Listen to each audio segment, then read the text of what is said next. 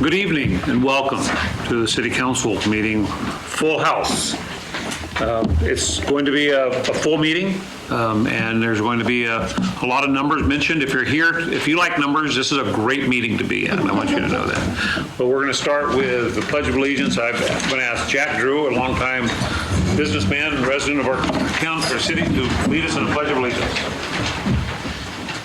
I pledge allegiance to the flag of the United States of America and to the republic for which it stands, one nation, under God, indivisible, with liberty and justice for all. Thank you. Councilman Alanis is not here tonight because he's sick. A school teacher got sick as soon as school got out. We wish him well. Councilmember Burton. Here. Gonzalez. Present. Stransky. Yes. Alanis. Allman. Here, present. I do have an announcement, though. Okay. The closed session, the first item, conference with legal counsel, existing litigation in the matter of Craig Anthony Gelber versus City of Willits. That is actually going to be postponed until the next meeting. The attorneys were not available tonight. Okay. But closed session item number B as in boy is still there? Yes. Okay, thank you. The City Council welcomes input from the audience. If there is a matter of business on the agenda that you are interested in, you may address the council when this matter is considered. If you wish to speak on a matter that is not on the agenda, you may do so at this time. In order for everyone to be heard, please limit your comments to 3 minutes per person. The Brown Act regulations do not allow action to be taken on audience comments in which the subject is not listed on the agenda. Members of the public are asked to observe the rules of decorum. While the City Council welcomes public criticism of policies, procedures, programs, or services of the agency, behavior that disrupts, disturbs, impedes, or renders infeasible the orderly conduct of the meeting, and that includes, but is not limited to, use of profanity, slurs, yelling from the audience, threatening remarks, physical threatening conduct, or physical or verbal displays of disrespect will not be tolerated, and the individual will be removed immediately. Is there anyone for public communications?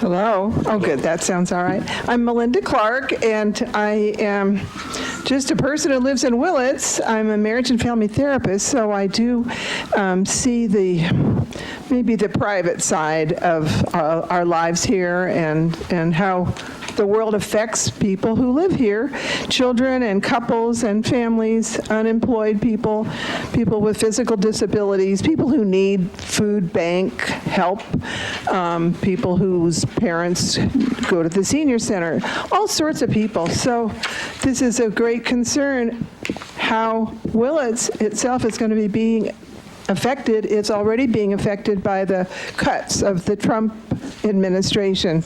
We're talking about the food bank and the senior center and the college and the Head Start program and so many things, and Social Security benefits and Medicaid benefits. What I'm calling for tonight is that you as a group could respond, because I come and you are nice and polite and listen, but I'm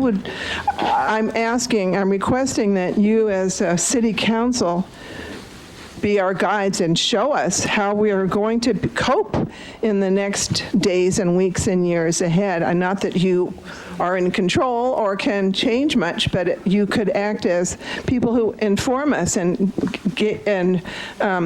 translate information from the feds, but also from Sacramento to Mendocino County and to our own town. We need that. We need information. How are we going to cope? So I don't know how to get that. How do I do that? How do I request that? Do I request that it be put on an agenda in the future so you could come up with something? Because I don't expect you to spontaneously start, opining about what you think. The other thing, and that is a question, I don't know how it will get answered. The other thing is this Saturday is an alternative to the military parade that our president is putting on that's going to cause a lot of damage and a lot of money, but he's doing that. But we're having an alternative here in Willits, a parade down the sidewalk, all legal and nonviolent. So we ask for your blessings and grace, and the police know, and the city knows, and we'll be coming from Babcock Park down the street and down to East Commercial and over to Bud Snyder, our little city park, and just have a little picnic and enjoy each other's company. So I invite you all to come to any of that. That would be great. And again, how do I get something on the agenda? I'll take. Ask one of the council members, or try to contact them outside of here, and then they ask to have it put on. So I have to get one of you guys to agree to it. One or more. One or more, of course, more. Okay, that's what I'll do. I'll call you up. Thank you. And I do want to say I've been in government 40 years, and I'm still waiting for that communication from the federal government on information. It doesn't happen. No, that would be something to say. Is there anybody else who would like to talk about anything, Marie, on that is not on the agenda? Welcome, Marie.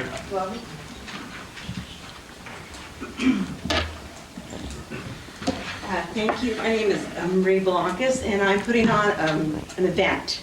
And so this is just an announcement to let the council know, and I believe it's going to go to vote. This supervisors are going to vote on it because we're going to use the facility behind the museum. It's Once in a Blues Moon, and I have information. It's the 16th of August. It's going to be a beautiful musical event. And we have a lot of support from the community, and I'm also getting fundraising that I'm soliciting myself. And I have everybody on board and a lot of support. And like I said, it's going to be on the supervisors' agenda on the 24th of this month for vote. But Karen is very much behind it and helping me put the paperwork together to qualify for insurance and the ABC and all the rules we would follow. We understand that. And I've also spoke to Connor a couple times, and we just spoke to Dusty today. And so I just wanted to make the city aware of this event on the 16th of August, and hopefully it's going to go on the agenda. Is that the word? Is that what it is? So for you guys to vote on it in your next meeting. But this is just like to let you know if you wanted to read this. Remind me what a blue moon is. It is 2 moons in a month? What is the blue moon? Isn't that what it is? 2 full moons in 130 days. Yeah. So this is called Once in a Blues Moon. Oh, blues moon. Yes, Oh, okay. Once in a Blues Moon, because the artist is Tommy Castro, which is very famous. He's already booked. He's going to only charge half of what he normally charges. And Hal Wagonette's already on board, and a lot of local musicians and local entertainment for that particular event. And we're trying to help promote the museum and raise money for the museum. Okay? Thank you. Where is it? It's going to be behind the museum. We're calling it the Grove or the Park, and it's beautiful. And we're going to have it really. It's going to be like a little teeny Bottle Rock. We're going to have adult games and entertainment and lots of music, a lot of local artists, Malachi Shindell and Forrest Glider. And April, Pearl Merrill's going to do some performance. And we have food vendors too. So, Thank you, Marie. okay. And can I leave this with you guys? Sure, right, Okay. sure. You can leave. Thank you. I'll just leave it You here. just leave it right There's here, one for yeah. and We'll pass it for down. Kathy and for Ms. Peterson. Is there anybody else who would like to speak about anything not on the agenda? By all means, sir. Go ahead.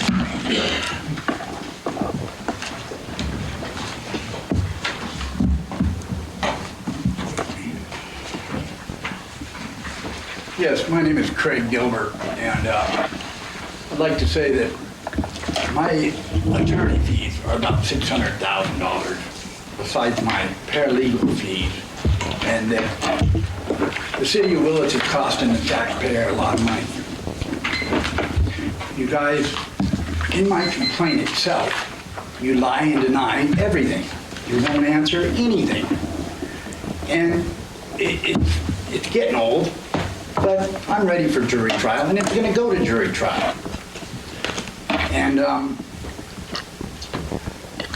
and your lies will all come out. I am going to do a protest at Babcock Park, and it's going to go viral. I mentioned this to you before. I brought in my signs, showed you all my signs. Well, I got a lot more signs now. And so I just want to say I'm ready for a jury trial, and I don't know why you guys won't own up to your responsibility for your actions. You're going to try to blame it on Brian Bender, and we're going to make a motion to include Brian Bender, not a motion for amendment. We're waiting for, you know what we're waiting for? We're waiting for the appellate court. And I'm sure they'll go my way just because of your own code of ownership, 14 point something, something, something. That's all I got to say. Thank you, Mr. Gilbert. Anybody else would like to talk about anything not on the agenda? Yes, ma'am. Go ahead.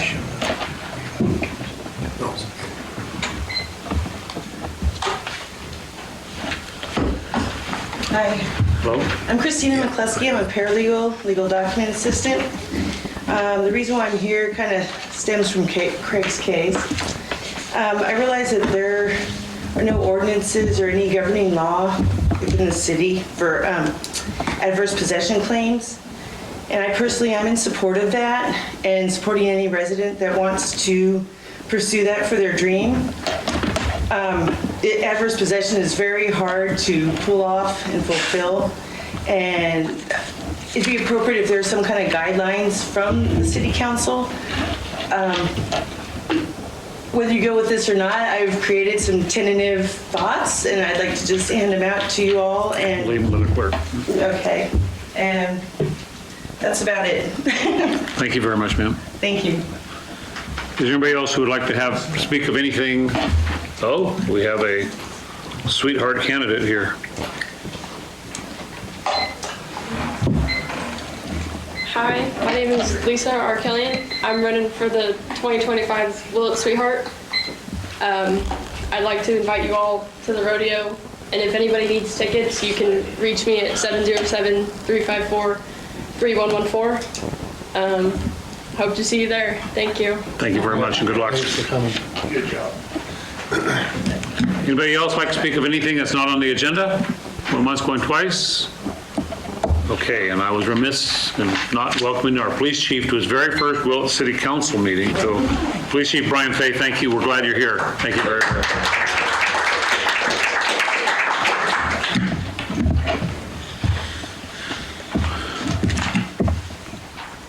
So it was a good segue from our last speaker. It was. So our public matters is a presentation of a proclamation to Willits Frontier Days, designating Western Wear Days, June 27th to July 4th, 2025.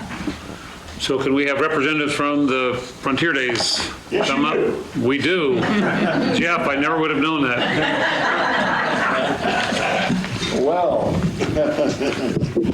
good evening, friends and neighbors, buckaroos and buckarettes, and a big old Western howdy from Willits Frontier Days. 99 years, and we're still doing it. And it's always good to get together with you to tell you the importance of Western wear. You know, you've proclaimed it, but a lot of time you forget what it's really all about. Well, first of all, you know it looks great, okay? You feel comfortable, you got your confidence, and it'll, you know, make you feel you're really going to look good, and you're going to like it. So, but there's a lot more to Western wear than just the good looks and the confidence you get. It actually has a lot of safety features that you don't realize. That's why the cowboys wear it. Don't get scuffed up, you know. So, first of all, it's the snaps that a lot of people like. They think it's just being pretty, but it's very practical. So now if you have a little incident around the campfire, you can get your shirt off as fast as you can say cow pie. And if somebody somebody else around a campfire is on fire, you can put them out. And so that's very important. Also, you know, it keeps you from getting scuffed up. Like when you go to hug your cow, when you hug a cow, sometimes they got something else they want to do and they go off on their own, it'll tear you up. But when you got your sleeves on, you'll be good. And it also helps at the campfire for the mosquito bugs. You know how they come out and they'll tear you up. So now I have no bites. That's really good. So anyway, and of course, the hat. It is so important. Keep the sun out of your eyes. And it looks just like a cowboy hat, but when it's really hot, you can dunk it in the water, you put it back on, and it's a swamp cooler. So with all that, you know, you're gonna like the way you feel, and it gives you the confidence. And the confidence, that very confidence, is what made Willits a really great little town. And you can have some. And so I brought my guitar along. I'd like to sing you a little story about how Willits came to be. It's just a short little ditty, but it includes all your. I'm going to tell you how it got started with drunk loggers and broken cowboys, and we'll go on from there to our local heroes, who you all know so well. Get my rigging going here. I guess we're still within your 3 minutes, Jeff, so go. He's agendized, Tom. All right. So here we go.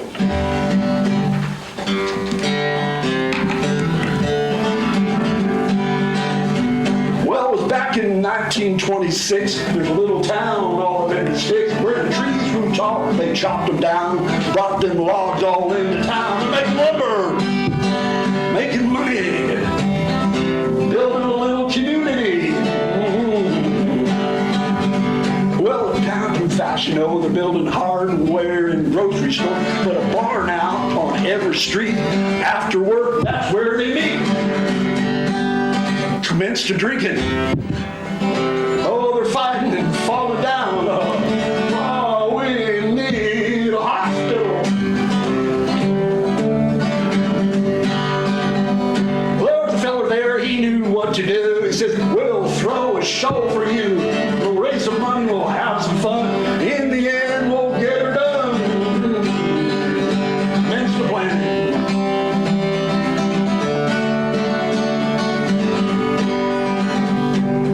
Some calves and some horses too, a couple old buckaroos. Before you know it, they're throwing ropes and making dust, doing all that cowboy stuff. We got a rodeo! Woo-hoo! Yahoo! Here we go. Well, folks would all come to town to see them horses all dance around, but before you know it, they got their show. They start a bucket and off they go. Ow! Boom! That's gotta hurt. He ain't moving. Oh no. Oh, we need a hospital.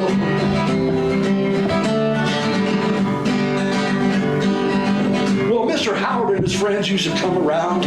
Oh, how they loved this little town. But once that day his son passed away, died in a crash along the way. But Mr. Howard knew what to do. He chipped on in to see him through. Built the hospital. Put the boy's name on it.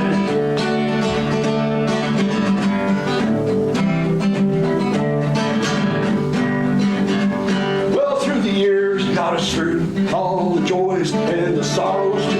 They're patching bones, stitching skin, bringing all the babies in. It's a nice out there. Woo-hoo! What a good time.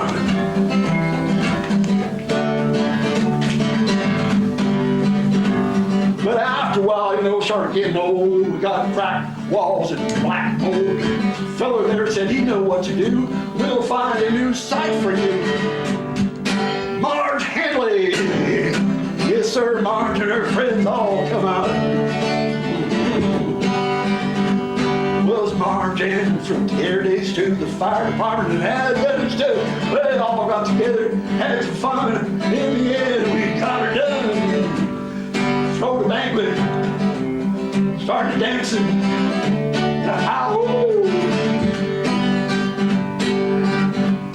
Well, in a lot of towns, there's places closing down. Now our town is of some renown.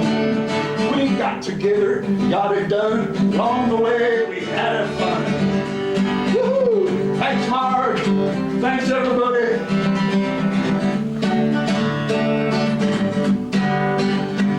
You know, I figured if we would have waited for some of these here politicians to do it, well, we'd still be waiting.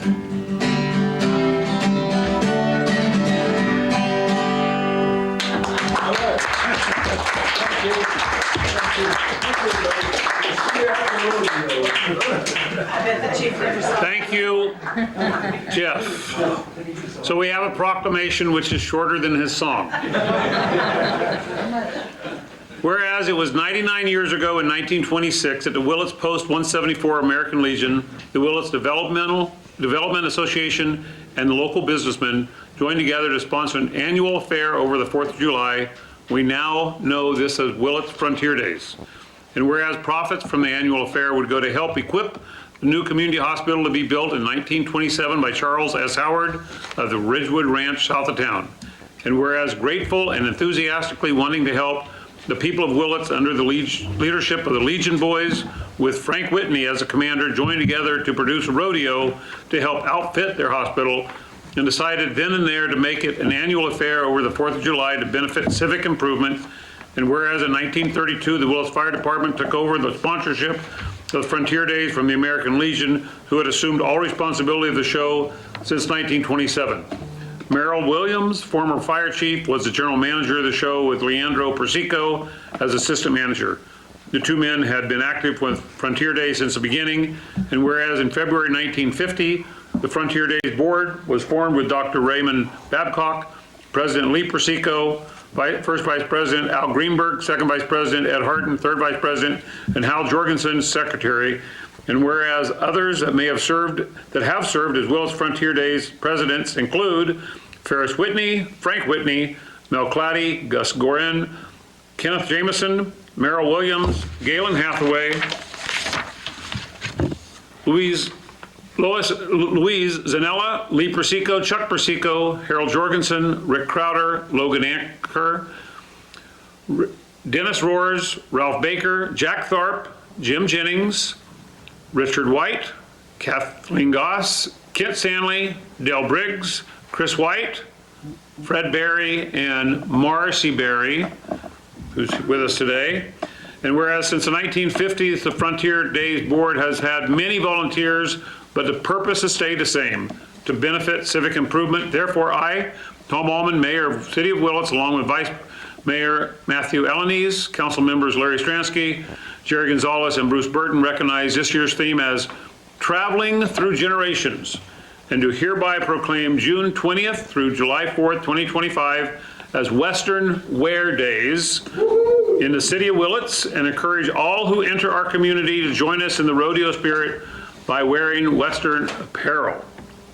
In witness thereof, I have hereunto set my hand and caused the seal of the City of Willits to be affixed this 11th day of June, 2025. And we have the proclamation. Marcy, you want to come up? Thank you. No? Jeff, Go, Marcy. I hear Jeff's really shy. Here, come up here, Jeff. All right, Marcy's coming. Okay. Oh, jeez. So thank you. When we say hundreds of volunteers, we're talking thousands of hours. Yes, indeed, we are. And the Frontier Days grounds are something very important to the city, and you guys do it just because you love the city, and we appreciate it. Indeed. It shows. So congratulations, and thank you very much, once again. Thank you for the entertainment. Thank you.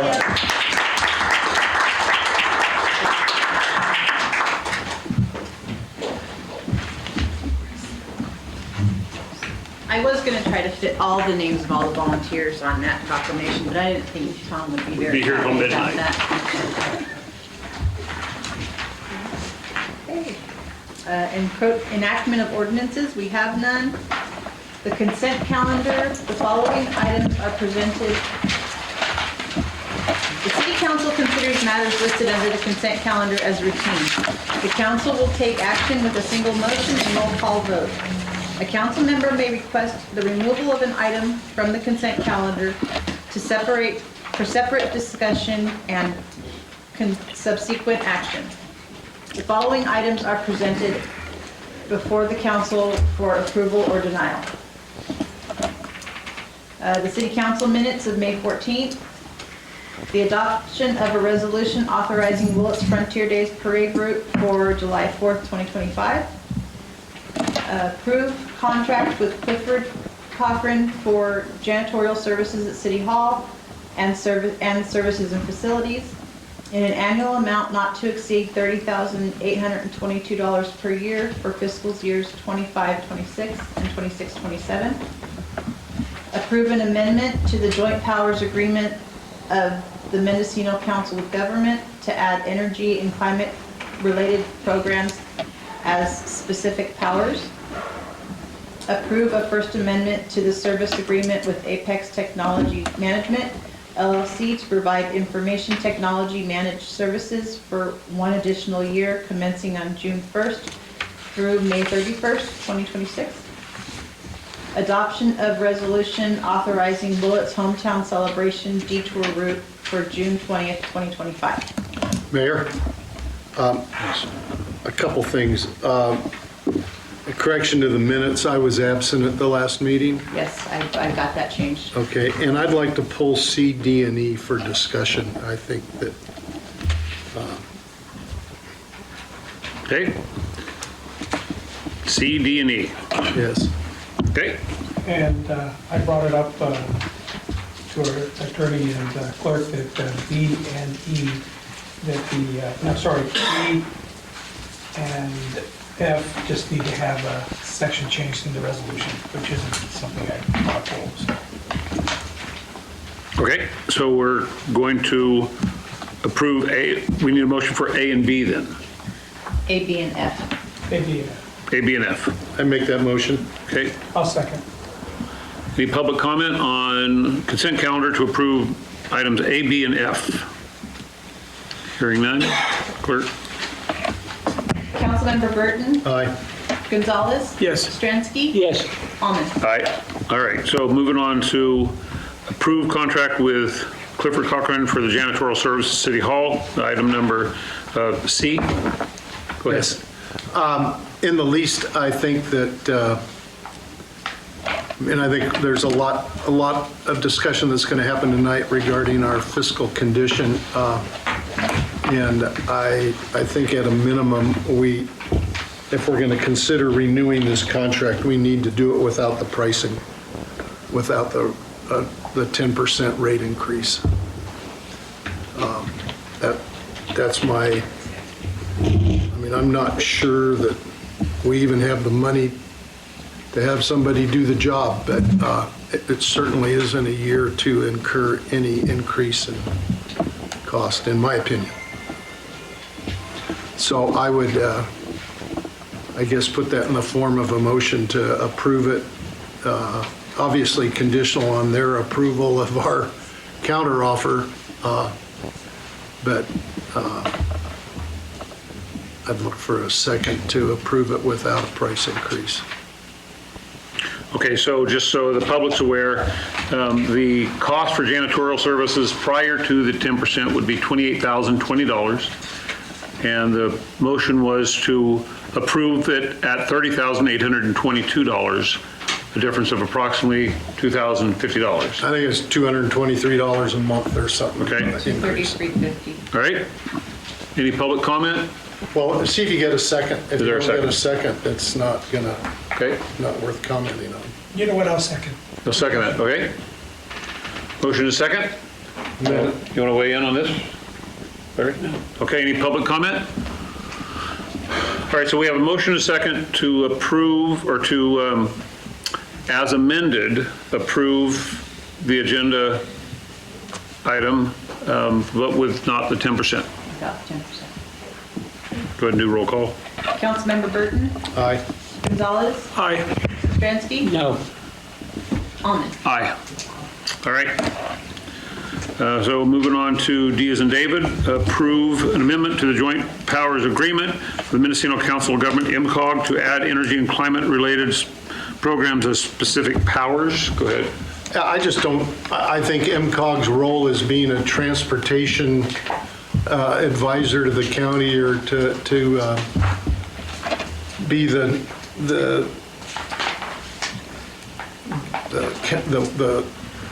move for mainly involving STIP funding and regional transportation allotments to different jurisdictions is a reasonable job for them. I don't think I need them to weigh into me on the city of Willits regarding any other issue.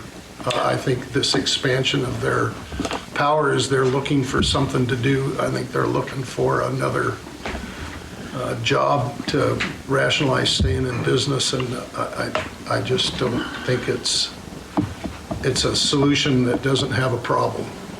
I don't think it, I'm willing to tie the interests of the city to a regional group regarding housing, climate, or the other new things that they're trying to. Okay. And as the city's representative of IMCOG, this was greatly talked about at our meeting 3 weeks ago. Oh, I'm sorry I wasn't here. No, at the IMCOG meeting. Okay. IMCOG.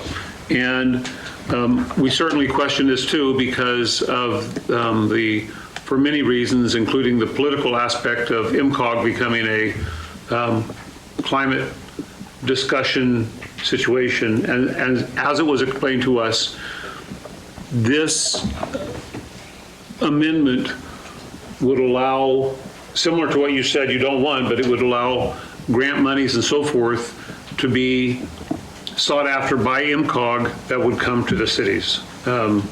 It alleviated my fears of what the underlying thought was, but that was at the state and federal level, entities are being chosen to, or being solicited to be that point of contact for the county. And so IMCOG would be the point of contact for all the cities and the counties for the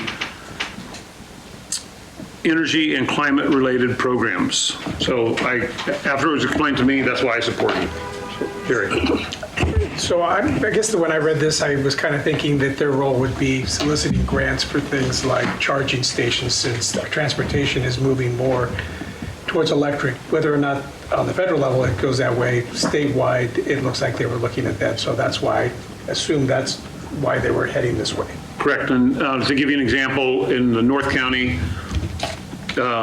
Laytonville has 6 charging stations, Leggett has 1, and then the next closest is a Bimbo Inn. So I think that there's a desire to get charging stations more throughout the rural parts of our county. So, I mean, I would simply argue that if charging stations are needed, private industry should supply them, and if it takes a government entity to make that a viable industry, then it's not a viable industry. I get it? Okay. Is there any comment from the public? Robin.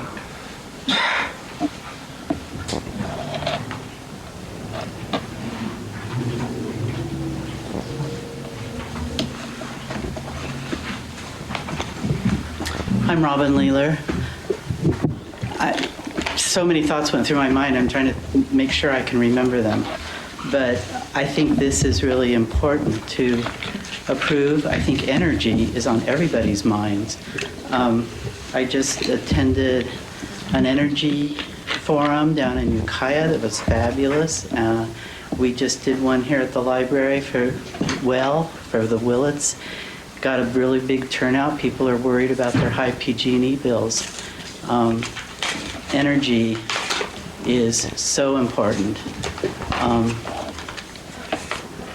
And transportation, and yes, electrification, and we got to do it as a whole community. And we can't just do it all on our own, is the message I'm getting everywhere. As far as climate change, we're talking about sea level rise. And this is going to affect different regions differently, and everybody should have the option to seek grants because it's going to happen region-wide. I think that's about all I can come up with right now. All right. Thank you. Thank you, Robin. Is there anybody else who would like to comment on this? Okay, back up. Council, Clary, weigh in on this one? Okay. Okay. Before you proceed and vote, I will just note that I'm an employee at ENACTMENT in that program. Can you come up here? I'm sorry. I'm sorry.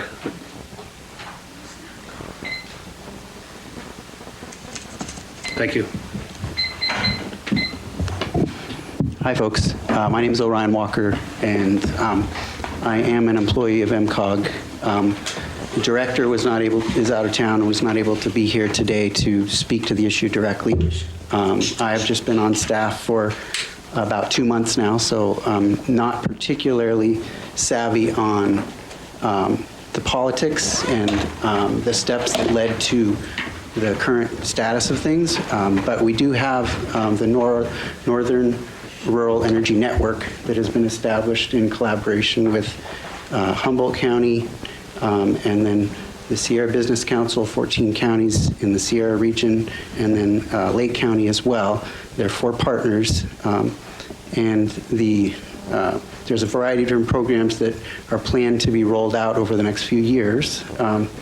And currently, what we have available is some energy rebate programs. So when people do energy efficiency upgrades in their homes, they can access these rebate programs to make that more financially viable.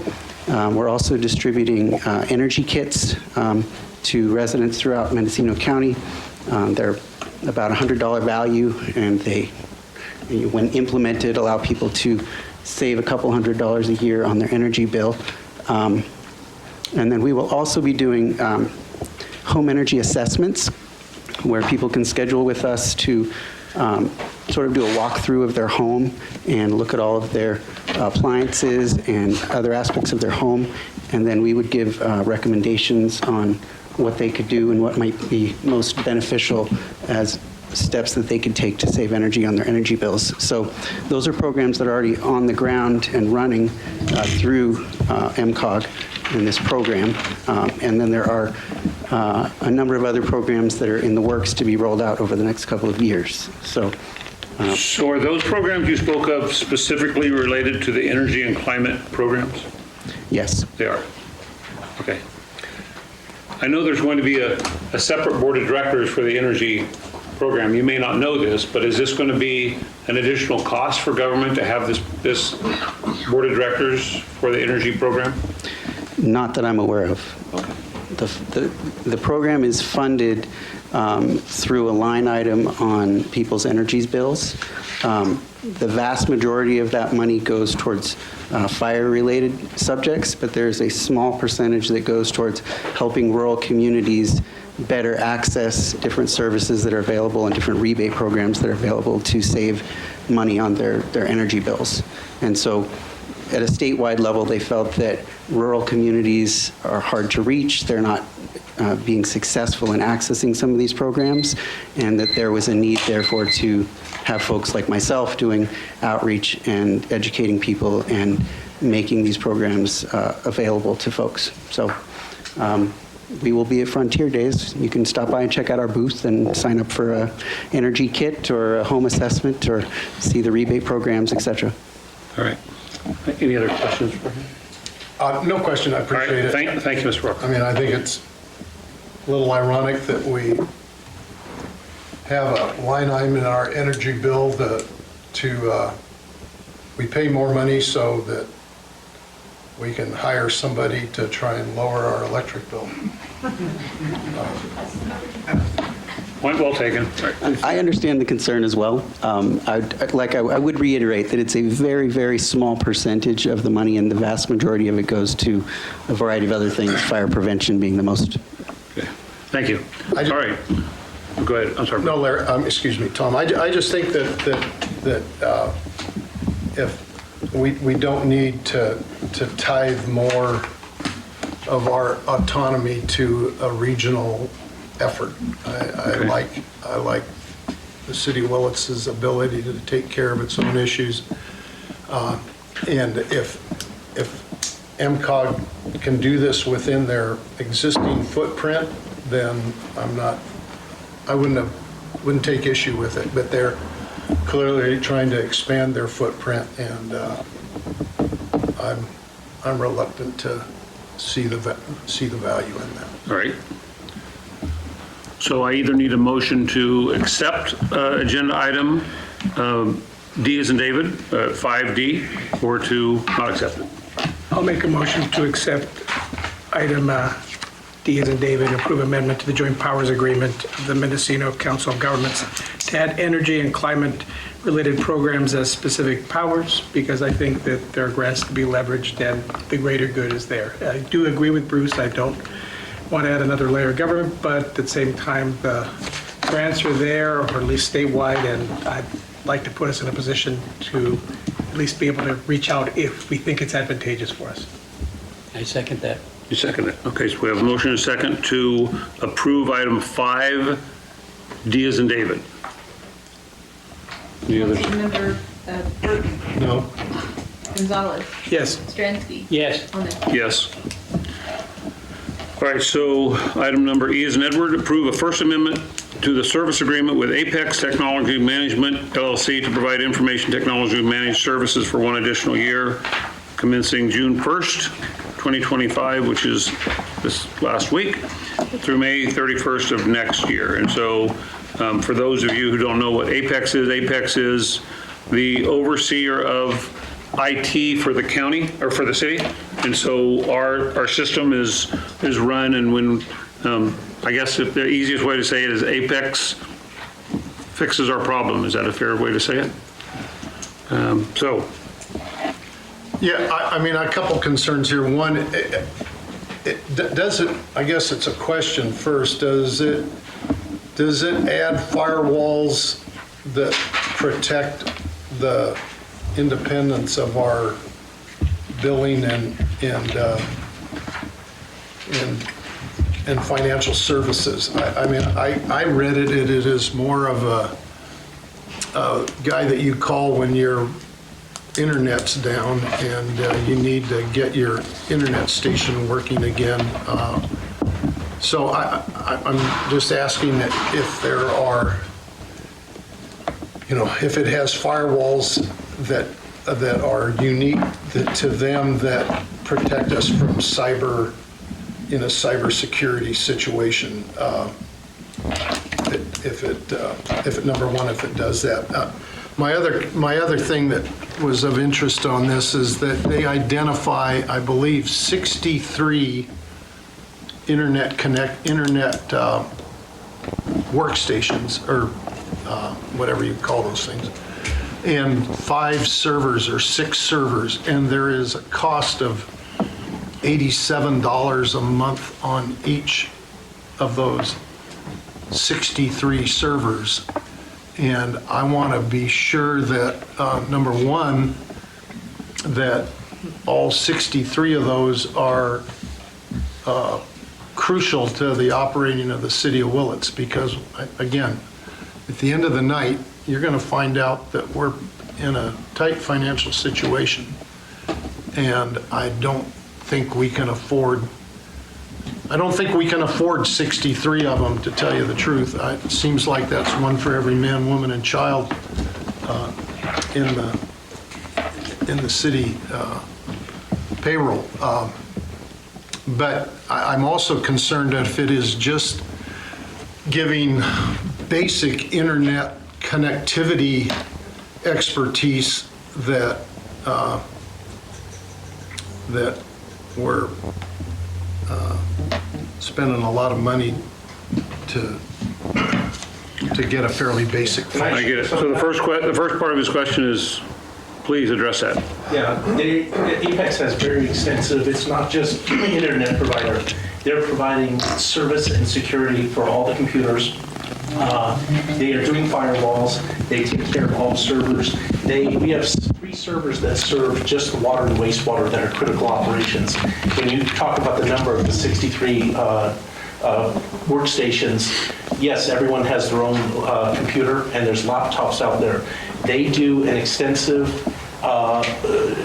they check every year which ones are up to date or not and which ones are needed. We've obsoleted a lot of them. All those computers are necessary for operation of the city to have everything from finance, service and facilities, water, wastewater. They're all critical parts. Water and wastewater themselves have several computers, more than just per person, that do all the telemetry and operations for the city. Apex has been, I feel, very good and responsive. They handle all the hardware, all the software, and everything. It's not just a minor thing with handling internet service and stuff. It's all inclusive. Running the city with its computers is not like a home network. It's very complicated, and I feel they've been doing a very good job and are very responsive and stuff with emergencies and keeping on top of protecting the city. I know for finance that's critical, and I don't think you've had any issues. We are not. Right. Yeah, no, it's. So what about the firewall? It has a encrypted firewall that's associated with it. They're very and professional also- service. Yeah. They also, yeah, sorry. We've had No, issues in the that's fine. middle of the night, and they've called us to come in and So the financial software has its own encryption, own protection, correct? That's correct, but it also requires. And I think it's probably a valid question to say that every single person uses a computer and have that inventoried and check it, so. Yes. Because having been through that before, it doesn't necessarily always pencil out to, how many employees are there? 63? But there's laptops also and stuff that are included in that. Yeah. And then you have to look at, do you need to do 2 computers per person? That's it. Or, does a certain person need a desktop and a laptop? Those are questions you have to evaluate and do an internal audit and make sure that it's a responsible activity, and we're monitoring it and making sure that We have about like 52 positions or something like that we have available. And then when you're talking about the telemetry and everything like that, it's conceivable that we can get up there to about 60. I've dealt with IT. I've dealt with IT folks. I'm just talking from experience. Yeah. So making sure that the old laptop that's sitting in the closet is not on the list of one that's being list of 63. They do the yearly assessments of all the equipment, and like I said, we've obsoleted ones that aren't necessary and upgraded and stuff. I think we're running pretty lean right now, all of our departments, yeah. Jerry, a question for staff. I know that at a certain point, we were with the county, and then they basically walked away They from cut us. it, yeah. Were you getting that same level of service with the county, or are you getting better service This with is much Apex? better with Apex. As a private company, they're much more responsive, and I know, because I worked at the county, and I know the IT people, I'm not slighting them, but this is at a much higher professional level and much more in-depth. They're providing much more professional service than we ever got from the county, yes. Yeah, another reason at the police department we went to the county was that at a certain point, we had internet service provider I can't remember who it was, and then we ended up with viruses that infected us, and it was because folks that shouldn't have accessed the internet did, and through email ended up getting this virus, and the county came in, and basically that's how on the police department we ended up with them, and then ultimately you guys went with Apex. And then the cybersecurity, they're very proactive, so. And Kathy, I don't know, you work with them a lot, but I don't know if you've had any issues. I feel that I all of our haven't. departments have been responded to very well. they've been great. They get back to us within a very short amount of time when anybody's got a problem. Like I said, things have gone down in the middle of the night. They've called us down here to help them fix it, and they just don't let things go. They've been really good with us. They've gone through our system with a fine-tooth comb, I'd say. We have to have a service provider like them and stuff to protect the cities and all the computers and the operations here. Okay. Well, thank you for that. We'd love next council meeting to hear that it was lowered from 63 to 60. I mean, something simple, just so those the department heads are aware of. Yes. If there's a computer that is just sitting there, no one's using, I'll buy lunch if they say we can take that off this. Oh, we can request them to do another assessment. Absolutely. Yeah. Okay. Lunch at Lou's Caboose, absolutely. I have a meeting with them tomorrow on Okay. just that topic. Thank you. I mean, I think we are the ultimate arbiters of whether those machines are necessary, not them. Okay, any public comment? Hearing none, I need a motion either to accept or to not accept 5E, isn't it? I'll move to accept it. Okay, I'll second. okay, we have a motion and a second. Councilmember Burton? Aye. Gonzalez? Yes. Stransky? Yes. Allman? Aye. Okay, and we've already accepted F, so let's move on to the monthly activity reports, accounts payable activity report. They don't require action. Have you guys had a chance to look at these? Any questions? I took a look at the warrants this month, and I'm gonna have a few questions. Okay, and now's the time. What does the flock group do for the city of Willits? The flock? That's You say flock? The cameras. That's the cameras. The new police cameras that we approved in April. Brand new.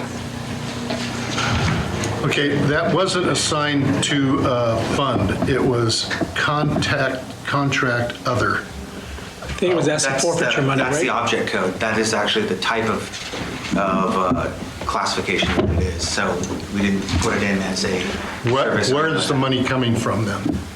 That would be general fund, which is police.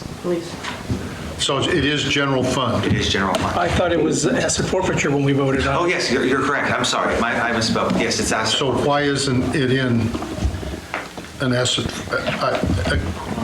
It's not showing the, it's not showing the fund that it's going out of. I understand that. My question is why? It's, that particular report does not show it. Would you like to have a report that does show it later on? Yes, thank you. Okay. This report I did design, so I can look at something. Check number 40814 on the wastewater enterprise fund. This is just for my personal, for my getting up to speed. It's a check to PG&E from the wastewater enterprise. Does that $25,767 represent a total monthly bill for the wastewater plant? Oh, I'm not certain if it's total. I think there's a lot of breakdown in the meters. So it's one of the meters in wastewater.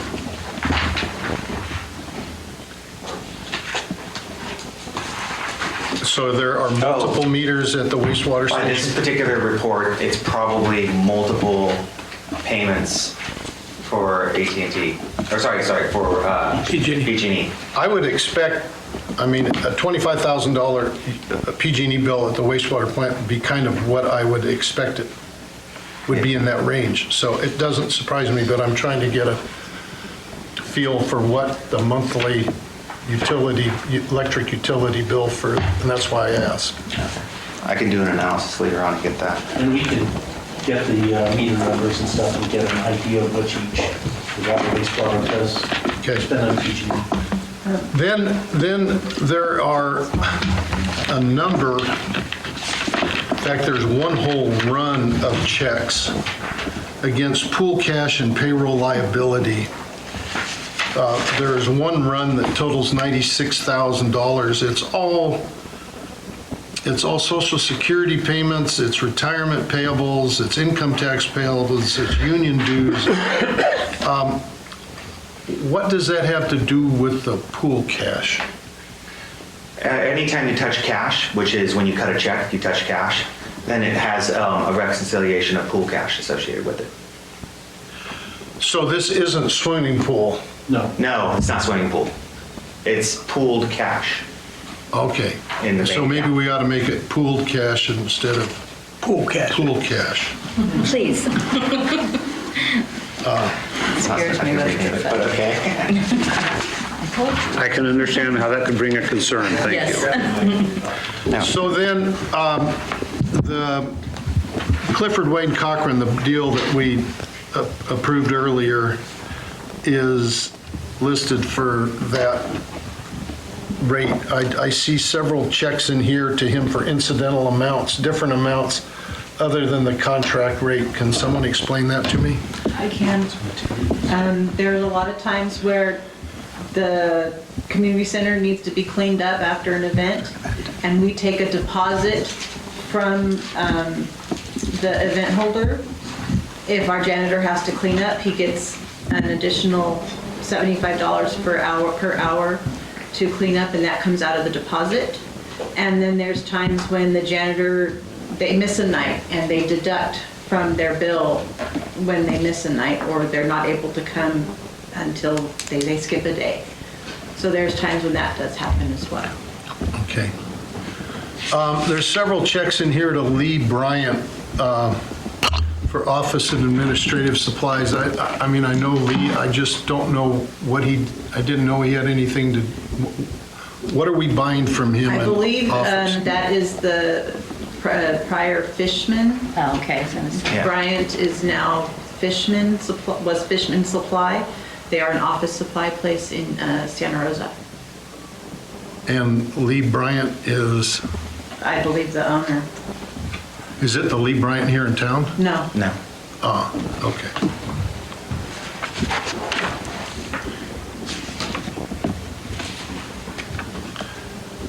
There's a check number 40830. It's on page 4 of the warrants. ISF Information Technology Professional Services, vendor name Civic Plus for $18,171. What's that? It's a website. Pardon me? Plus is our website. So, it's our website services. I believe that's a yearly amount.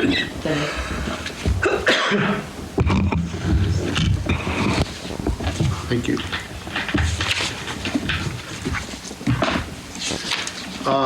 The spring, back now on page 5, check number 4391.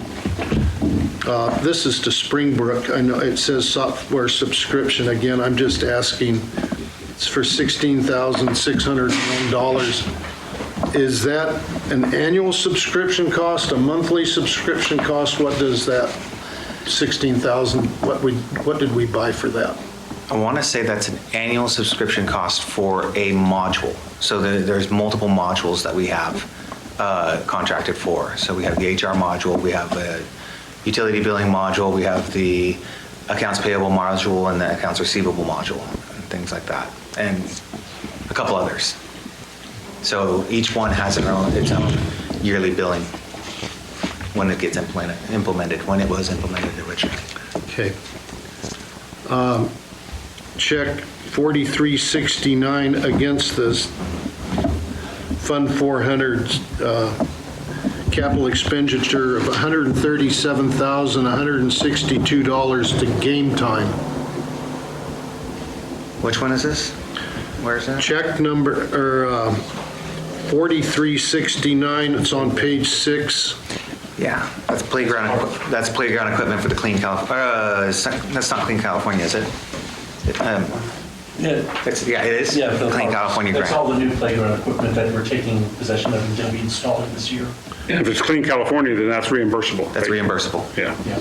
So that's an account receivable to the city for $137,000? No, this is us paying out, and then we set up the receivable. I understand that, but did it create, it does it? It does create a receivable. Did you send a bill to somebody? Not yet.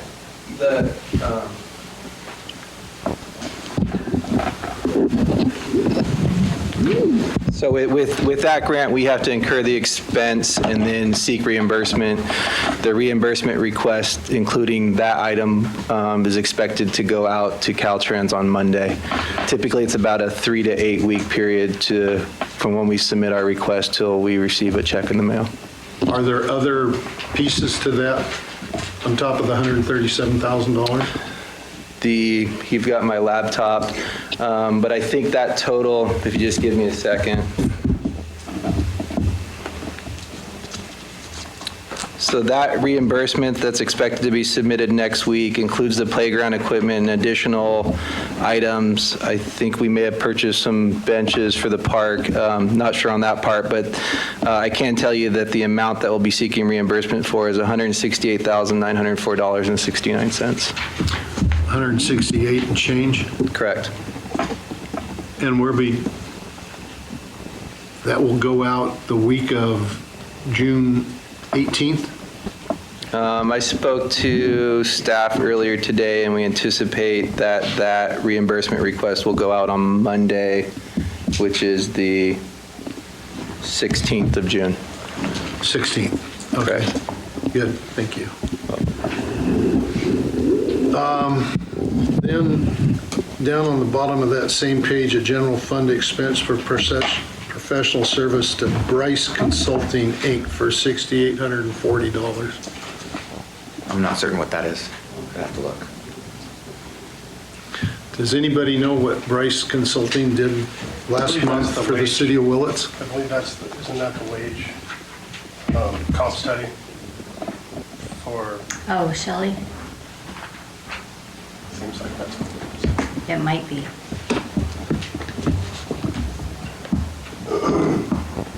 That's my best recollection, but I can clarify that one. Can somebody find that out for me? Thank you.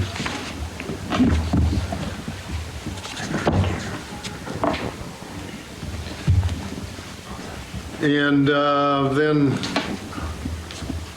check 4393 on page 7, not a big one, to Thompson Reuters West, dues and subscriptions. What's that for? That's from Mr. Lance. That's the legal library, online legal library that Okay, the city subscribes for. thank you. Is that annual or monthly? That's monthly, I think. Monthly.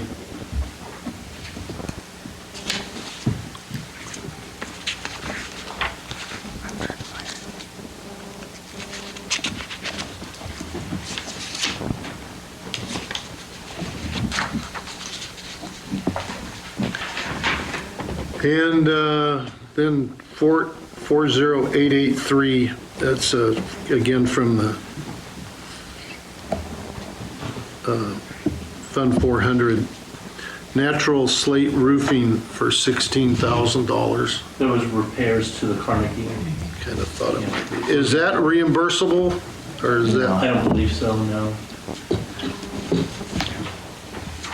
was it budgeted? I believe so, yes. So I'll It's find it in, budgeted under ARPA. It was an art project. in the what? It was an ARPA project. ARPA money that came from the feds. Okay. So here's one that I thought was kind of entertaining. It's 40869, park improvements, capital expenditure to Doty and Sons Concrete Products. But you want to guess how much it's for? Ah, A penny. 1 cent. Did we really write a check for a penny? I doubt that, that doesn't yeah. make sense. I It did. has a check number. What's the check number, Chris? What page is it on? That check number is Page 9, fourth from the bottom. 69. So it's either the concrete benches or the chest benches and the Yeah. handicap that we got for the park. But that Yeah, doesn't make I think that's sense. what it is, but I don't know. Got this, Penny's Yeah. Consultants out of Folsom, is that, and it's an HR firm, is that Anyway, Bryce Consulting? I just, Yeah, that doesn't make sense. That, I think that company provided us with, again, with things for the park. There were concrete benches, there's handicap benches, and there was chess tables, and I believe that's the company, but the 1 cent doesn't make sense. yeah. There was also a check to them with the fifth item down on that page. And what's the amount? Free fall. Yeah, I saw that other one. So, Bruce, if you look at that, those are the same check numbers.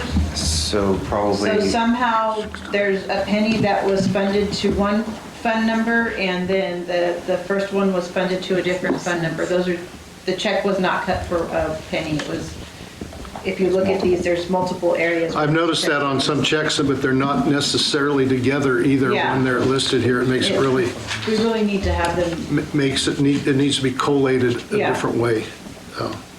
Or, then, I know Graham Black Backflow Services does our backflow testing for us.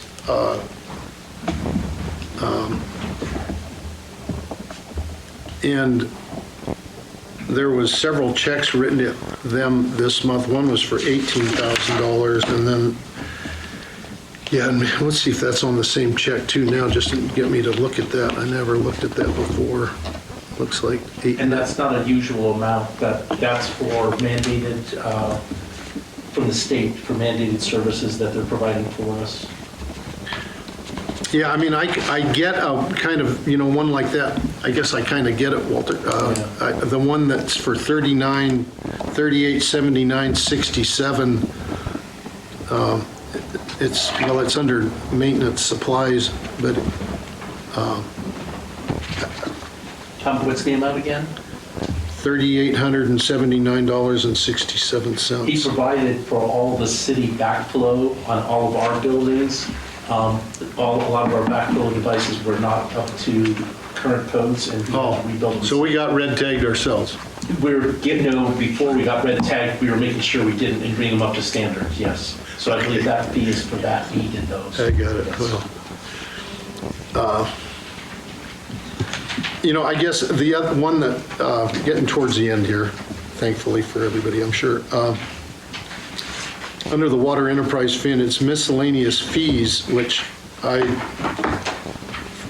the State Department Water Resources, but $40,661 doesn't seem miscellaneous to me. It could probably be, I don't know exactly what that's for. If that's for operating licenses, we'd have to look at the sheet. Yeah. Broken into something. But it should be attributed to a different fund, so it's more Could be our explanatory. dam fees. What? Could be our dam fees. It might be some sort of regulatory fees. I just don't know which ones. We have several with them. Okay, well, I just say that it kind of doesn't fit too well with the Or we put a miscellaneous. because of what it is. And keep in mind too, I'm not certain exactly what information this account is pulling. Oh, it does look like it's the account name. So there's sometimes things where miscellaneous is kind of a category and then it drills down even further, but it looks like this one's just miscellaneous, so it should be in it. Then 40910 it's a legal one to Liebert Cassidy Whitmore, only $219, but when legal's involved, I'm curious as to what we're They provide opining about. labor law services. Okay.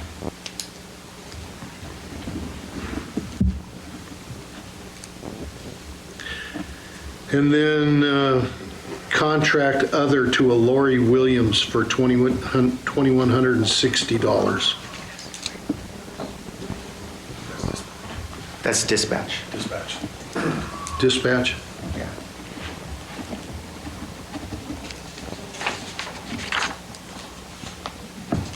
She's a contract dispatcher. Right, I got it. And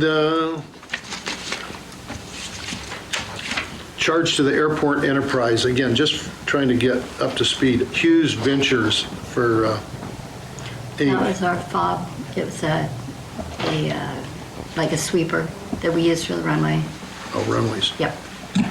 Okay. I mean, I think the community should know that the warrants this month, minus payroll, minus everybody's paycheck, was $1.692 million. $1.7 million. Payroll runs, somebody told me, 230 pay period. Yeah. So it'll make sense in the next hour or so. I do want to say that $750,000 of that was to Boodler Construction I got that. for the rail to trail, which will be reimbursed, so, yes. All right. Any other? No, that's All right. it. Thank you. So moving on to building permit, we had 10 building permits and, or 12 building permits and 10 business licenses issued last month. Good job, very much, City of Willits employees. Any comments about monthly activity report, public comment? Moving on, all right. Go ahead. The next item, 9A, is presenting to the city council. Commissions, number 7? Nothing there. Okay. Okay. Nothing for your report? I have a few updates.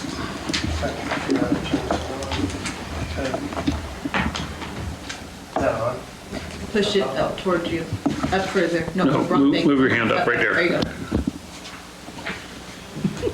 Got to get that right. Next time, we'll get it right. A couple of these, Mr. Mayor, Council, Councilmember Alanis asked about, and unfortunately he's not here, but you've already touched on the Carnegie Library roof was completed. That repair was done. The I don't think, and if I step on any future updates that are coming today, security cameras were placed were installed at Rec Grove and Snyder Park. Primarily, my understanding is to combat vandalism and graffiti, etc. The wastewater treatment facility IT upgrades were completed. That was probably several weeks ago. That was my understanding, a big undertaking. 4 of those flock safety cameras have actually been installed and are operational. 3 on Main Street and 1 at Sherwood Road. License plate readers, primarily the primary function.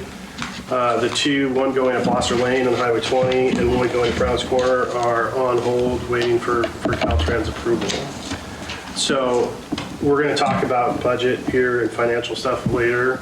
One of the things that I started with was reviewing the 24-25 budget. And I will we're going into budget for the next year, and there's going to be a discussion exactly what happens with respect to, and it's going to happen at the next meeting before we get into the next fiscal year. And in review of the 24-25 budget, I found there were several glaring, substantial omissions, I would say concerns. Through the entire budget, there are no fund balances provided. One of the things that we'll talk about, it's very important to know what the fund balances are. Only fund balance provided was Measure K. So only thing provided was, here's the revenue and here's the expense, and nothing saying how much money was actually in a fund to justify those expenses. Their staffing allocations aren't included for each fund number, which is a missing element that's important to a budget. And there were some other things, but we'll refine these as we get into the next budget cycle. The transportation tax is a half-cent sales tax that is meant to fix the roads, sidewalks, and storm drains. And in the budget from last year, there's about $900,000 of salaries and benefits, insurance, and an undefined consultant contract. So it's the way I understand the half-cent sales tax and the specific uses, those are not intended to be used for salaries. That fund is not intended. It's meant to service the roads, and that's been the long-standing position. So I just wanted to bring those to the council's attention as we move into the further discussion later tonight about funds, and we try to get a budget in place for the coming fiscal year. And that's it. Okay. Thank you. Okay, department recommendations, action items. Connor, you're up. We're at item number 9A.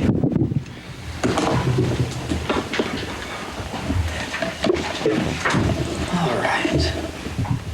Mayor and council, today I'm presenting the 2 murals voted on for the public to be placed in recreation growth. This is an item in the Clean California grant. About 7-8 months ago, we had a call to artists that both the city did through its posts. We were in person in festivals such as the city's Harvest Festival, in addition to circulating advertisements for a call to artists around the Willits Center for the Arts to have them assist in this as well. We gained a series of submissions, had a art show that we participated in for 2 weeks at the Willits Center for the Arts, but these were available for the public to vote on. And the 2 that we have today are the 2 designs that were voted on by the public. I've had short discussions with both of the artists and facilities and service to make sure mechanically that they function and aren't going to be too heavy or damaging to it in general. And right now I'm working to put in exact contracts to get these two pieces of artwork up. Both of them will be placed on the back of the theater and Recreation Grove, as was planned in the grant originally. But that's just the full process that came into being to select and acquire these two pieces of art. So you know a question is coming. The cost. So the cost is something that's going to be reimbursed and is a line item through the Clean California grant. But again, I don't have the exact contracts finished yet, as that's something that I plan to bring to you all in 2 weeks' time, once those contracts are complete. But it's 100% reimbursable? 100% reimbursable. Thank you. And Okay. the estimates we have right now are slightly below what was estimated for the cost of those art to begin with. What was the estimate? The estimate that we assigned was $30,000 for both pieces for both murals, and we're coming in below that so far with our agreements with the artists.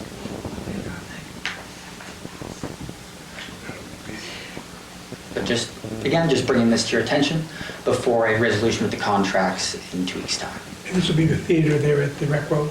That is correct, on the backside of the theater, facing Commercial Street. I should have written exact measurements. One fits almost the entire backside of the theater facing at a diagonal towards Commercial Street, and one is on the side directly facing Commercial Street. On the side there, I believe it's the smaller one, which is the one on the left by Jen, is going to be 10 feet tall by 6 feet wide, and the one on the right, if my memory serves me, is going to be 24 feet wide by 6 feet tall. So they're both large pieces of artwork. And are these local artists? They are. Will they be covered with a clear coat, so in case there's graffiti, it's easy to come up? Yes, part of those agreements that I'm currently working on with the artists and otherwise include that. They're actually required through the grant to have a 10-year maintenance plan in accordance to Caltrans standards. That's part of maintenance with the grant. Thank you. Okay, no action needed, right? This is just informational? Just informational, before, and really if you have any questions or things that additionally need to be brought up in 2 weeks' time, I want to make sure that I have them now to make sure they are part of the contracts. Okay. Thanks. My only comment is if that ever came around again, I would support a new mural for the front of City Hall. I think that one's lived its useful life. That was done by the school. We can ask the school. Okay. Is there any public comment on the murals? Art critic. Okay. Thank you very much. Good presentation. Thank you. Okay. 9B as in boy. This is why you came to the meeting.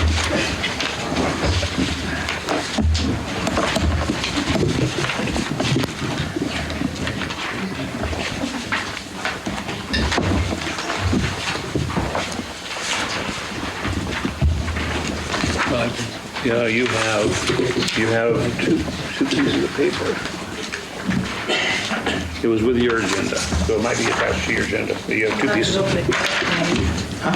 Because I wrote on it tonight for you. Go ahead and just open it and read only.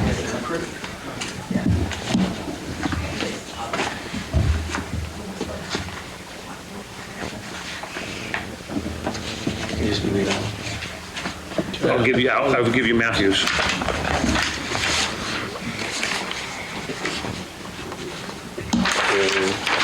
Good evening. We're at the fun part. So, I wanted to start this off first with the timeline on exactly what we had to deal with finance in the last 3 years. I'm going to rattle this off pretty fast because I think we really want to get to the meat of it and start asking questions. So, in March, we made an assessment of the financial situation that was developed and we found 4 large problems. One, the city did not have a finance director since 2020, and the audits had not been done since 1819. Okay? The city also did not have a finance department any longer. Pretty much everyone was gone except for a student worker that was taking over the cash receipting at that particular point in time.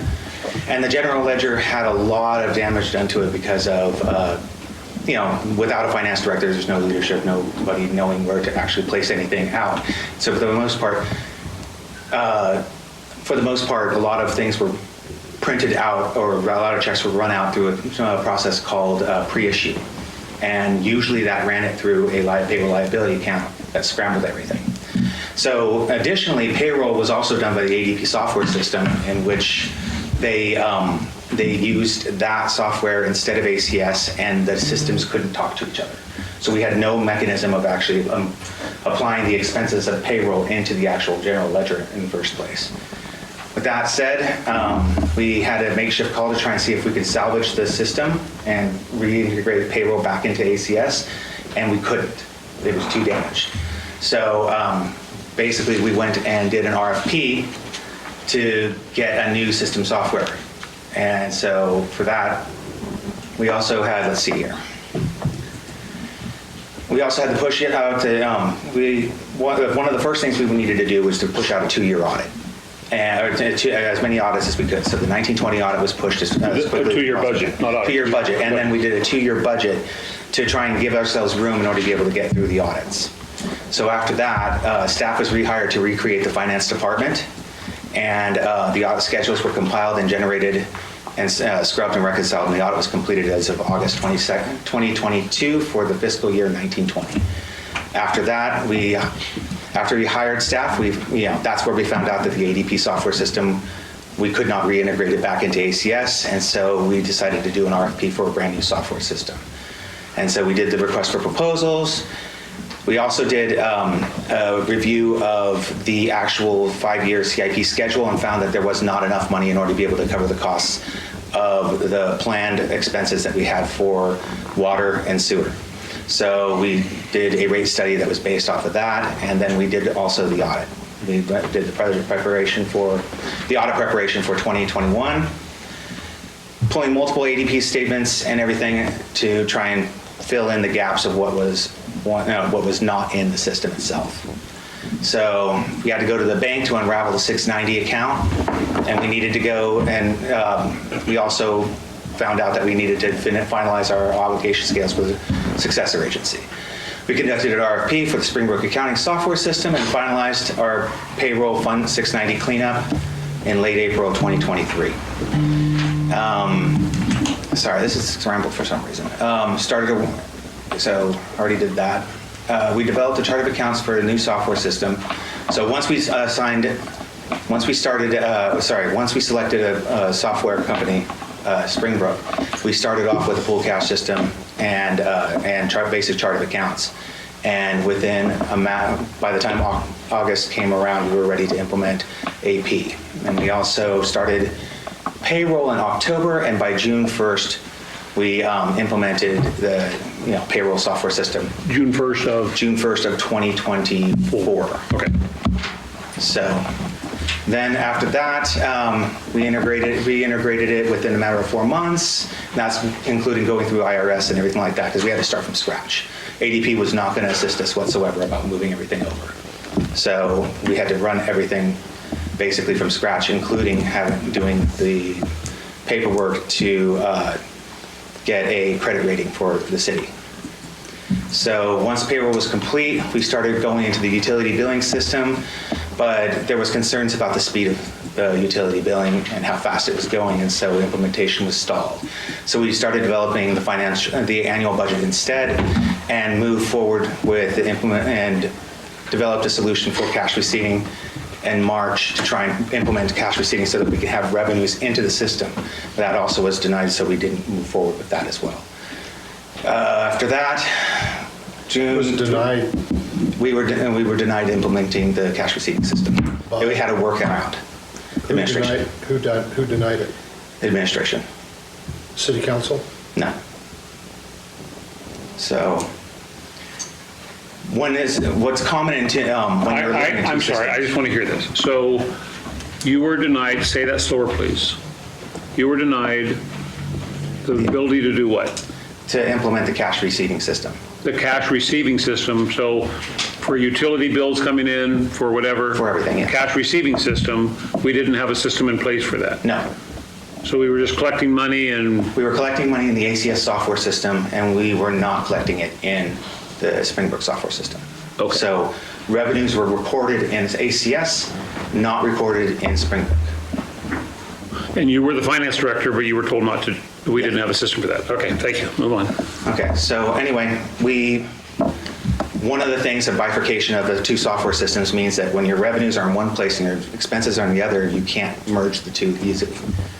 It basically takes a yeoman's work in order to be able to try and pull that stuff together, get an assessment of where you're at financially. So And that was when, was this was June of 2024? this was June of 2024. We were going to start the process from February through June of 2024. Okay. But they felt it was too fast, so we let it go. Implementation was suspended in July 2024, and so we just went on full board with completing the budget for August of 2024. So implementation was suspended for the utility billing system July 2024. I was basically, finance was no longer involved in the implementation for the utility billing system. That happened during a finance committee meeting. So if it's suspended, then I don't understand, it has to be done. Yeah, eventually it was placed and administration was handling it at that point. And administration talked, I mean, it's the elephant in the room, you're talking about the city manager? Yeah. Okay, thank you. So the finance director went on leave in September 2024, and that stalled the audit. So after that, I was called back in October 2024 because I believe there was an immediate cash flow issue that was detected. So after that, we noticed that we didn't have enough cash flow in order to be able to cover the costs of what we had in checks out and also in billing. We're about a week So our out. payroll every 2 weeks is $230,000. Yes. Did we have cash flow that would cover the payroll? No. Okay. What we needed to do was move money from the LAIF account to cover the costs. From which account? The LAIF account, local agency investment fund, yes. Our CDs? No, this is a state program. State investment fund. State Okay, investment. all right, okay. So after a while, limited access and everything, we moved on to the audit, but it was kind of duplicated.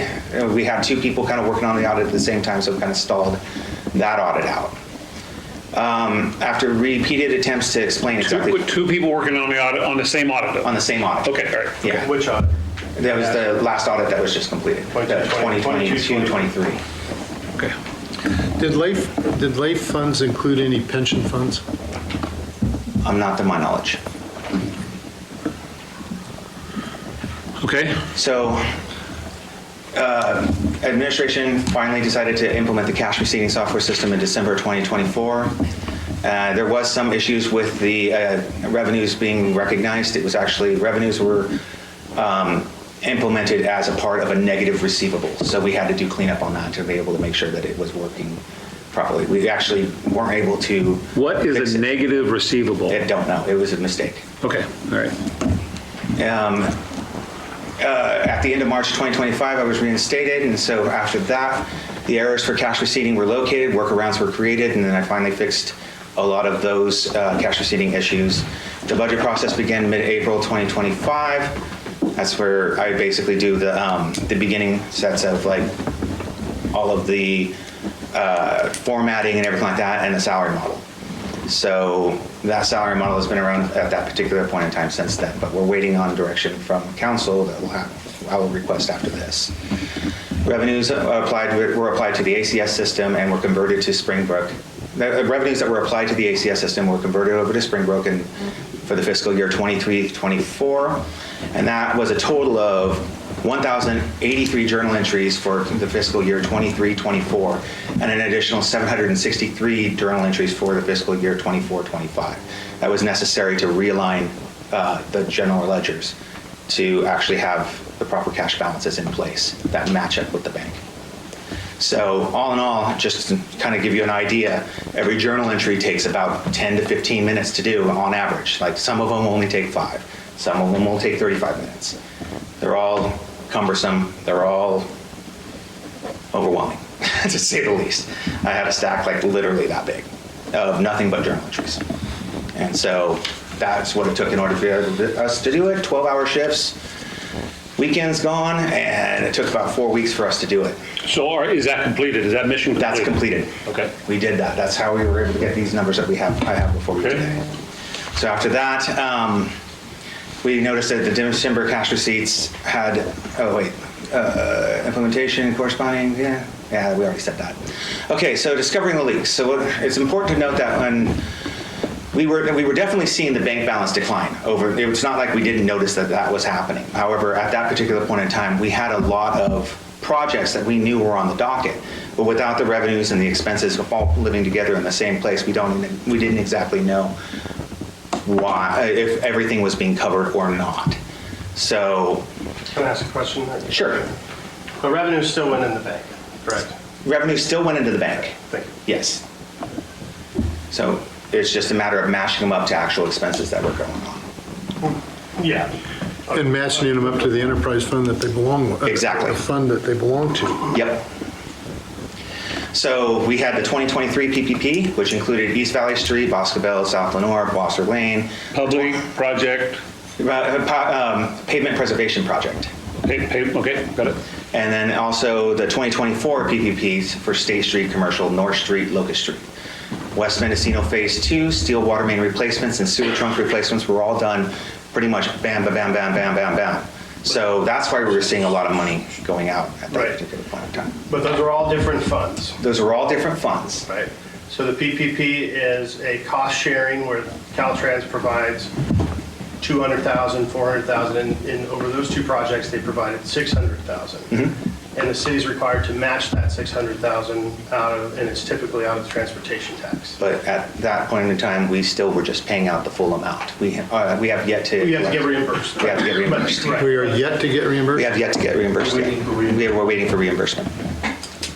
But it's been submitted to Caltrans.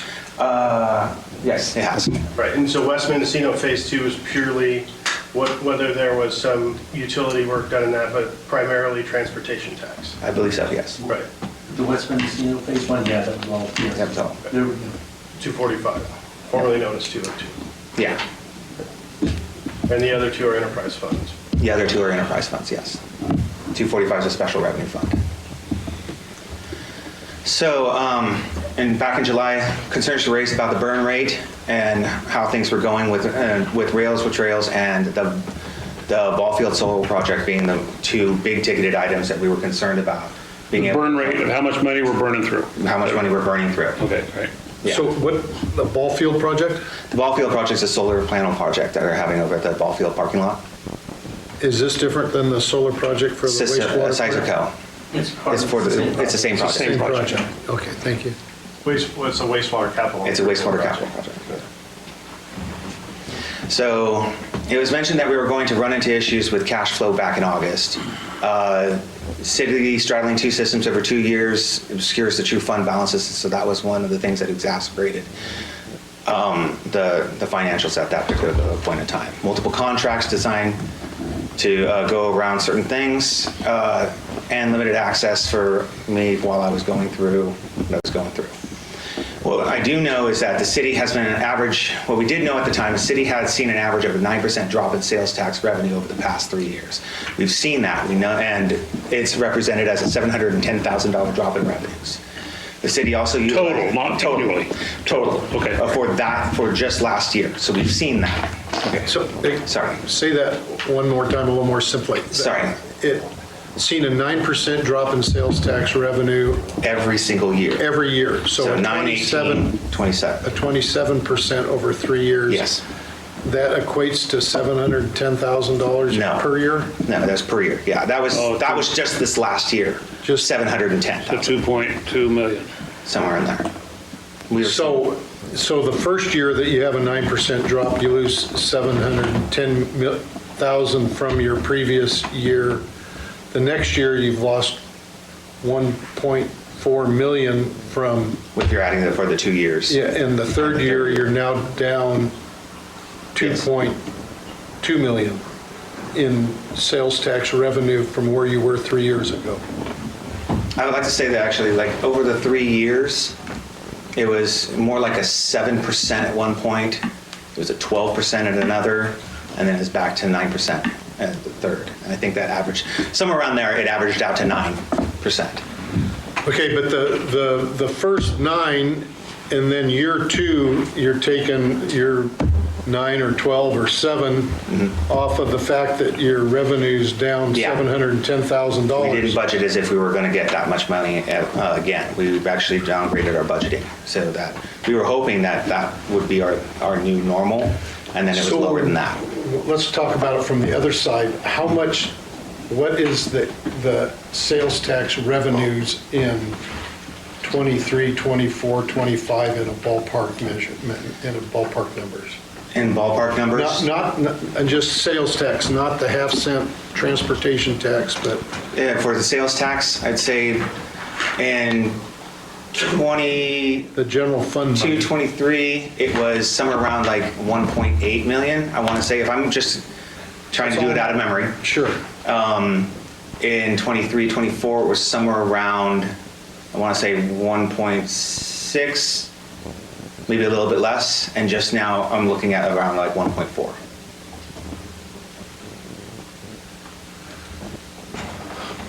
Okay, thank you. So we can assume that the Measure K money went down the exact same percentage each year? Yes, it did. Okay.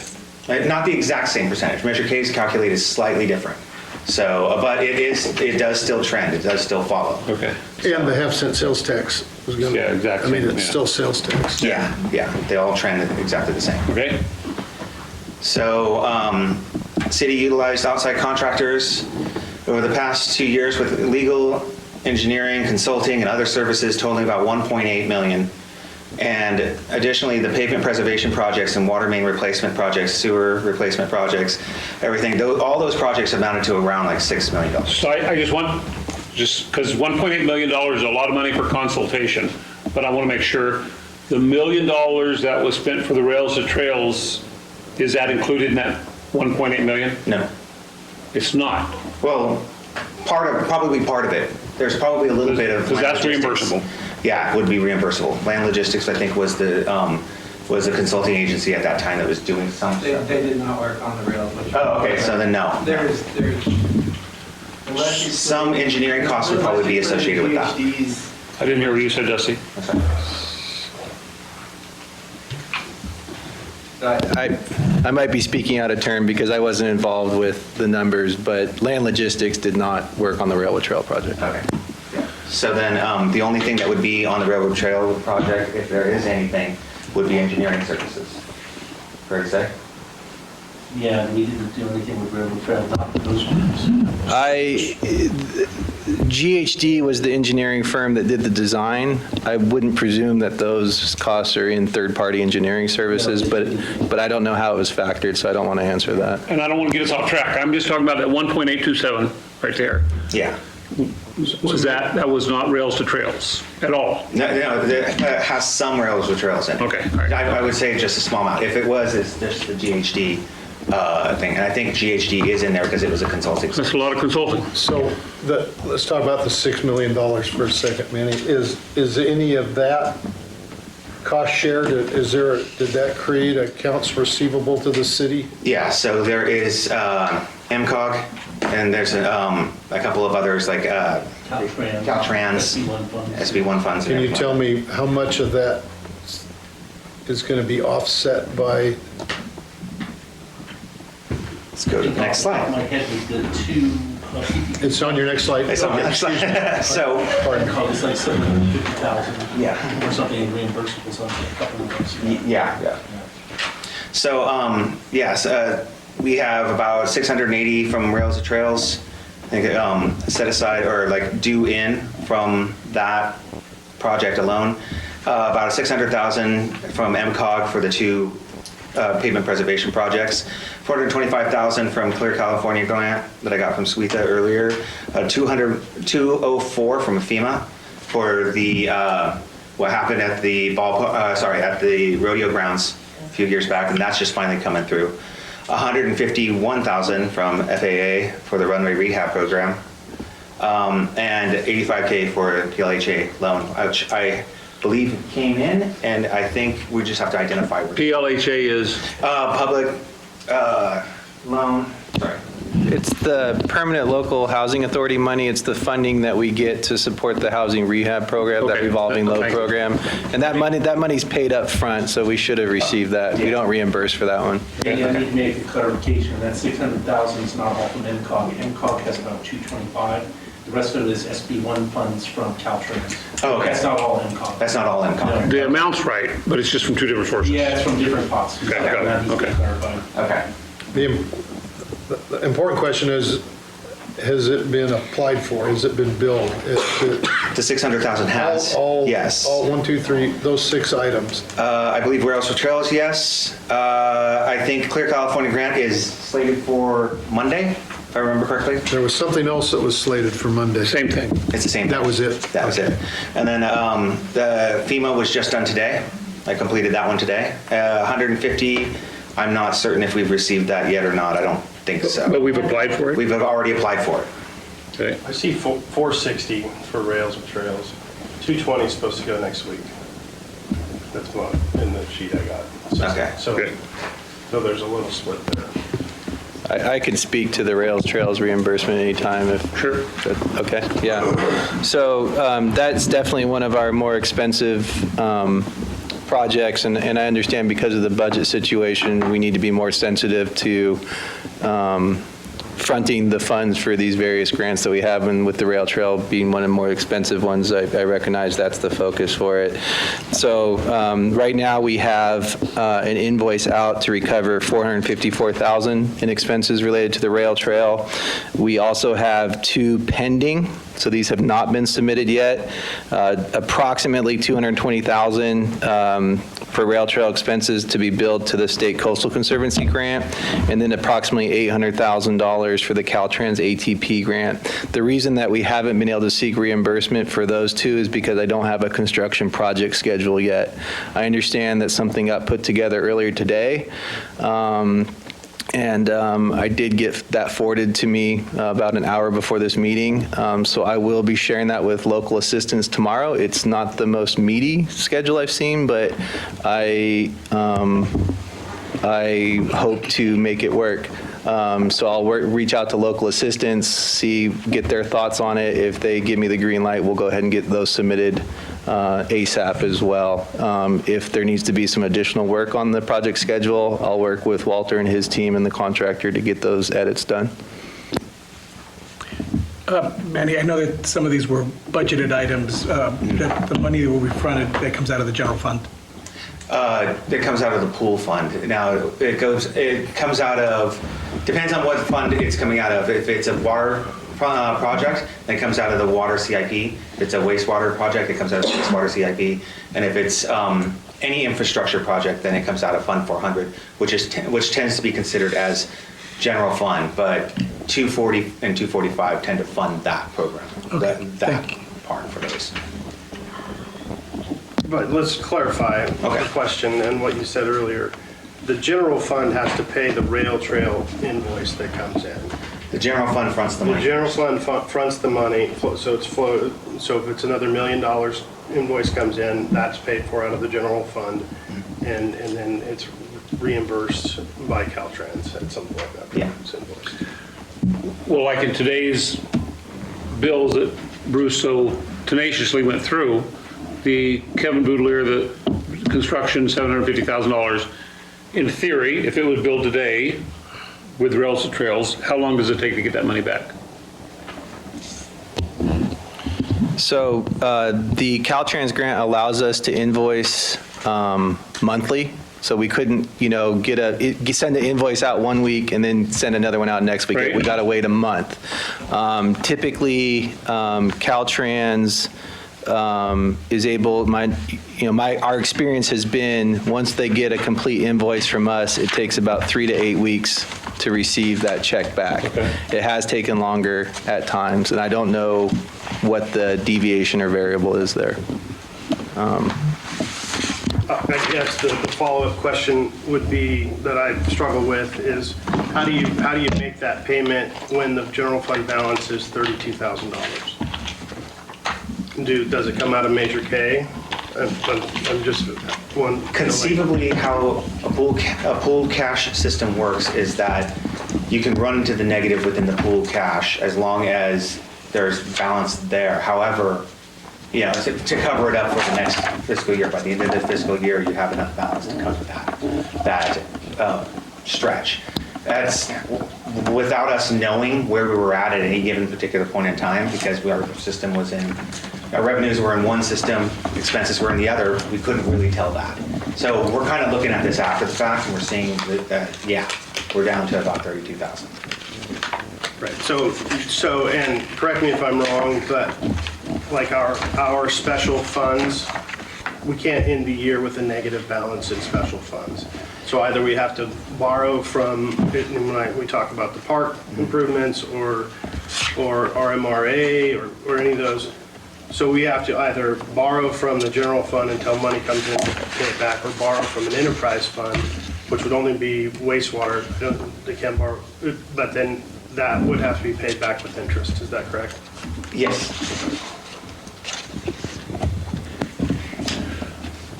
So the next step is actually looking at the numbers themselves.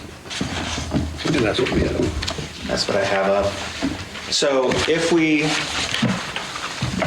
take all the planned revenues into account, which we haven't received yet, but we want to look at it from that perspective. Which is a little under $2 million. It's a little over $2 million, actually. Now, you should have had an updated one, sorry. Prior to that, we identified more funding instead. I'm just going off your slide from a couple minutes ago. Oh, yeah. Sorry, on this one, it was slightly updated.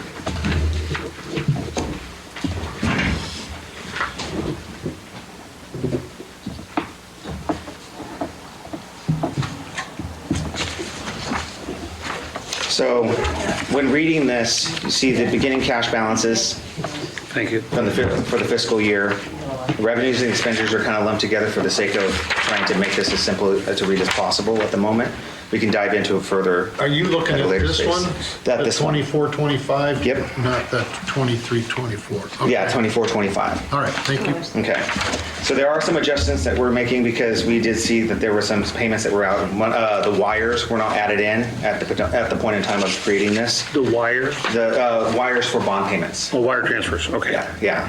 So after that, we had our planned transfers, which some of them are paying off the information technology fund. And so what I did there, and we may adjust that later on, just depending on how Apex answers when they get back to me on how their utilization is. So there's that, and right now I utilized it by FTEs in each individual section. So that could be subject to change based on usage. Because I tried to carve out a little bit of parks and maintenance workers, because how often do they actually use a computer and everything like that. So tried to make it as realistic as I possibly could. But, and that's where I landed at the moment. With that, water and wastewater fund their CIP, so those negatives go away. Our biggest issues are the landfill dissolution and the park improvements is kind of set back a little bit, so it's fine, but because of the FEMA grant finally reimbursing it, it actually got back into it's still in the negative, but it's not as in the negative. And we have 153 from the transportation tax, the 240 RMRA and SB1, down 153,972, with the 600,000 coming in from MCOG and SB1. Go ahead.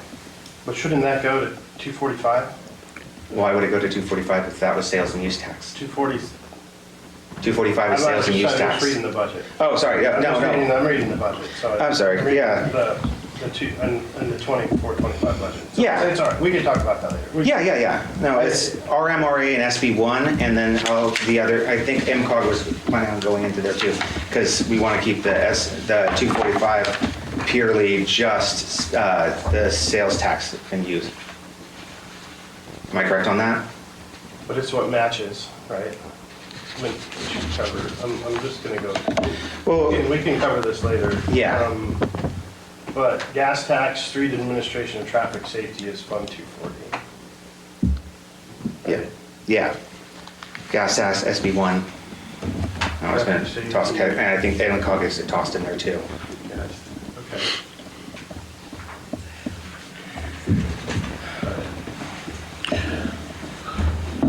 Let me explain to everybody why we're taking this so seriously. And this is really important for everybody who's watching this on TV. Nobody's watching it. Manny, correct me if I'm wrong on this. The city of Willits had an audit for 18-19.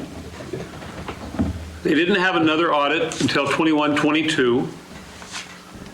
And now we're just now finishing the audit 22-23, and we're soon going to have 23-24 audit done. And it's just like when we run our checking account at home. Just because we have checks doesn't mean we have money in the bank. And over the last several years, there has been more money going out than maybe the council was aware of. And I want to assure the employees of Willits, you're still going to get your paychecks. We're still going to keep this city running. But right now, you're hearing all these numbers because, as Councilman Burton told me last week, everybody needs to be aware of these numbers. We need to tell everybody these numbers so there's no surprise. And our time's going to be tough. Of course, times are going to be tough. But tonight is the first step of addressing it as a council publicly and stating the next several fiscal years, 25, 26, 26, 27, are going to be lean, but we've learned several lessons. And on this council, there's 3 new council members, if Matthew was here, and we want to make a budget which is easy for the public to understand, easy for the employees to see every day, to see where we are. And we're going to make sure that audits are not 2 or 3 years in arrears, because that's the problem we have right now, coupled with the fact of the high amount of money which was being paid for consultants, which I assure everybody is reduced by 95% at least. If you look at the amount of money that we paid for consultations, and you look at the amount of money that we are talking about in the deficit, there's an equal amount there. So I'm just saying this not to get anybody scared, but to hopefully alleviate concerns, to say the reason this meeting is happening right now is because we're concerned and we're trying to make sure that it happens. And every meeting you're going to hear our finance director telling us where we are on these numbers, and hopefully we're going to see an improvement. So sorry about that. Did I misspeak? No, not Okay, at all. thank you. I want to go back to something you said a little earlier, Manny. The Bartle Wells study, which was done in 21, 22, 23, whenever it was done. Okay. It was done because it was determined that the enterprise funds were in need of additional funding. How could you determine that if you didn't have financial statements? When you're looking at how much you're actually bringing in, you can actually tell how much you're actually bringing in, right? But from a perspective of what you're bringing in wastewater, right? I understand that, but you admitted you did not know what you were bringing in or what you were spending. Yeah. You told me, I don't know what we were bringing in. I can't tell you what we were spending. I'm worried that we did a rate study that was not based on facts, was based on We did a a raise. wish that let's try and get some more money? No, what I would probably say is that we did a rate study based off of how much CIP was being projected to be spent. And so with that, we did have, yes, you're right, we only had the audits of 2021. Or, sorry, 1920, no, we had 2021 at that point in time. When I say that we couldn't tell, it took quite a bit of time in order to be able to pull together the revenues and expense, and you get an approximation. But we did not. But we did not know for certain exactly Yeah. where we were at. We were making best guesses at numbers and asking for the community for a rate increase. I'm concerned about that. We would know exactly how much we were going to be spending. So we have Sizerco right now that we're going to be spending out. And we have about $4 million that we have left remaining. Well, those funds, the retained earnings in those funds, wastewater dropped $1.7 million last year up to June 6th. And water enterprise dropped $1.3 million. So I'm not,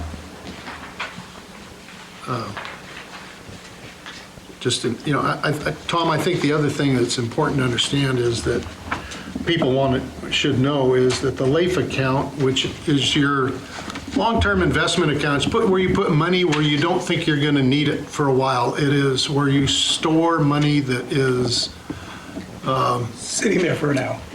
yeah, it's not your first reserve cash account. That account had in the end of 24 had $4.7 million in it.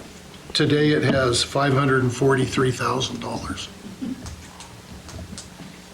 There's something going on here that got me very concerned.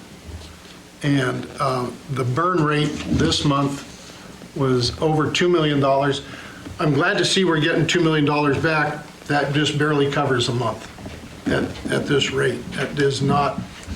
But you're picking a point in time where we had a big check go out for a project. I understand that, but I can pretty much sure that that's going to continue.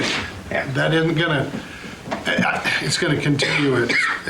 He had another warrant in there for $220,000 or something. It seemed to me. That's where it's going to be really important. The other one you were talking about. Right. I tried to find it a minute ago, but Boudelaire had another one in there for. 1320. Yeah, that's my memory. Yeah. I think it's important. It's an important part of the discussion. Yeah, I think you agree. Yeah. And I think if you look at the financial 4.7 million, working capital or total cash position 17.3 million at the end of 23-24. Is that? No, that was the end of 23, I think. 23. Yeah, so that's the 2023 audited financials. And in April, the sum of those accounts was $8 million. So in less than 2 years, that position was decreased by over 50%. So I think, and we don't have the answers. We've been looking into this, but I think It would be under it's 50% because it's 9.6, not 8. It's 9.6 now. Yeah. Because we got $1.5 million in property taxes. We got $450,000 from Brook Trails. So there's been some revenue that's come in. Yeah. So that's something we talked about. We have to have a good understanding of when revenue's gonna get here. So especially at this juncture, especially with the $10 million project, nine point something million dollar project going with Rail Trail that has to be covered by the general fund. Then the $5 million solar project that has to be covered by the wastewater enterprise. Can we suspend the solar project? I've asked that so many times. The issue is the reimbursement, the $1.8 million that's reimbursed. It's a completion date. And I don't recall exactly what it is, but it has to be completed by a certain date so that we get the 1.8 $1.88 million. We had to start at a certain point in order to get a certain. Right, and is that NIM, I don't. NIM's two. Yeah, so to qualify for that and get the $1.8 million back, it has to be done this year? Somebody, it has to be done this year. So that money, so we've talked to them about potentially financing the project to extend, so that whole, trying to extend the dollar until more money comes in, it decreases that reimbursement from 40% to 34%. But is it worth a few $100,000 to be in a better cash position, to be in a more stable position? And we haven't answered that question yet. We can't spend 5 to get 2. It's really hard to get ahead doing that. Well, what it does is if you don't get the reimbursement, if we don't get the reimbursement, right now the way it's set up, that reimbursement comes back, the cost of the project is paying for itself in 12 years. If you don't get the $1.8 million back, then that project's not paying for itself for, say, let's say 20 years, and then by 20 years, it's wore out. Yeah, so you lost efficiency, et cetera. So those are the two big projects we're trying to balance here and figure out like how to best overcome that in the near term, especially with the reliance on the general fund, which is the hardest one to manage. Well, I think we're going to need some detailed cash flow projections on it and demonstrate that we can do it, because we're down to, if we're fronting these two projects if that project needs to be done this year, then this is June. It's going to burn $5 million in the next 3 months, 4 months. Said we could get We've already paid $1 million. finance. We've already paid out $1 million, and I think there was an additional payment. But the other thing I would bring up, just for clarification, like with a rate study, right, with their enterprise funds, it's more predictable, right? This many units, we're getting this rate. We're pretty even as far as revenue goes, right? Revenues and costs are pretty fixed. And what happens is, like Manny was talking about, when the capital improvement projects are incorporated in your rate study, you figure out that's part of it. So we had an idea back when the rate study happened what the capital improvement projects were going to be. But I can tell you there wasn't a $5 million solar project in that discussion. There wasn't at that time. So, Well, there's two ways to do capital projects. It's obviously one to pay it out of operating money, or three, you pay it out of retained earnings, or you can finance it. right. And I guess the city determined that they were going to pay for it out of their operating account, because they didn't set up to do it any other way. Is that correct? That's correct. Yeah. That was the modus operandi behind that, was that we had the money available, and these projects needed to get done, so go ahead and do them. Oh, yeah. From a practical standpoint, having $5.7 million in reserves doesn't mean you can afford a $5 million capital improvement project. Agreed. Jerry, was that or Larry, was that the selling point? Was it convincing to get a 12-year payback on a solar project? Was convinced you guys to spend $5 million? I think that in the end, it was going to be, that we were going to make up the difference in the long term, because we knew that PG&E was going to go up every year, no matter what. So we were getting an edge on future rate increases with the utilities. But we don't, so you were comfortable with a 12-year payback? Well, the time it was presented to us, that we weren't necessarily, I think, well informed enough about the cash flow position, because I think that would be where we were at. We didn't have that information that we have now. So you'd be carrying that, it seems.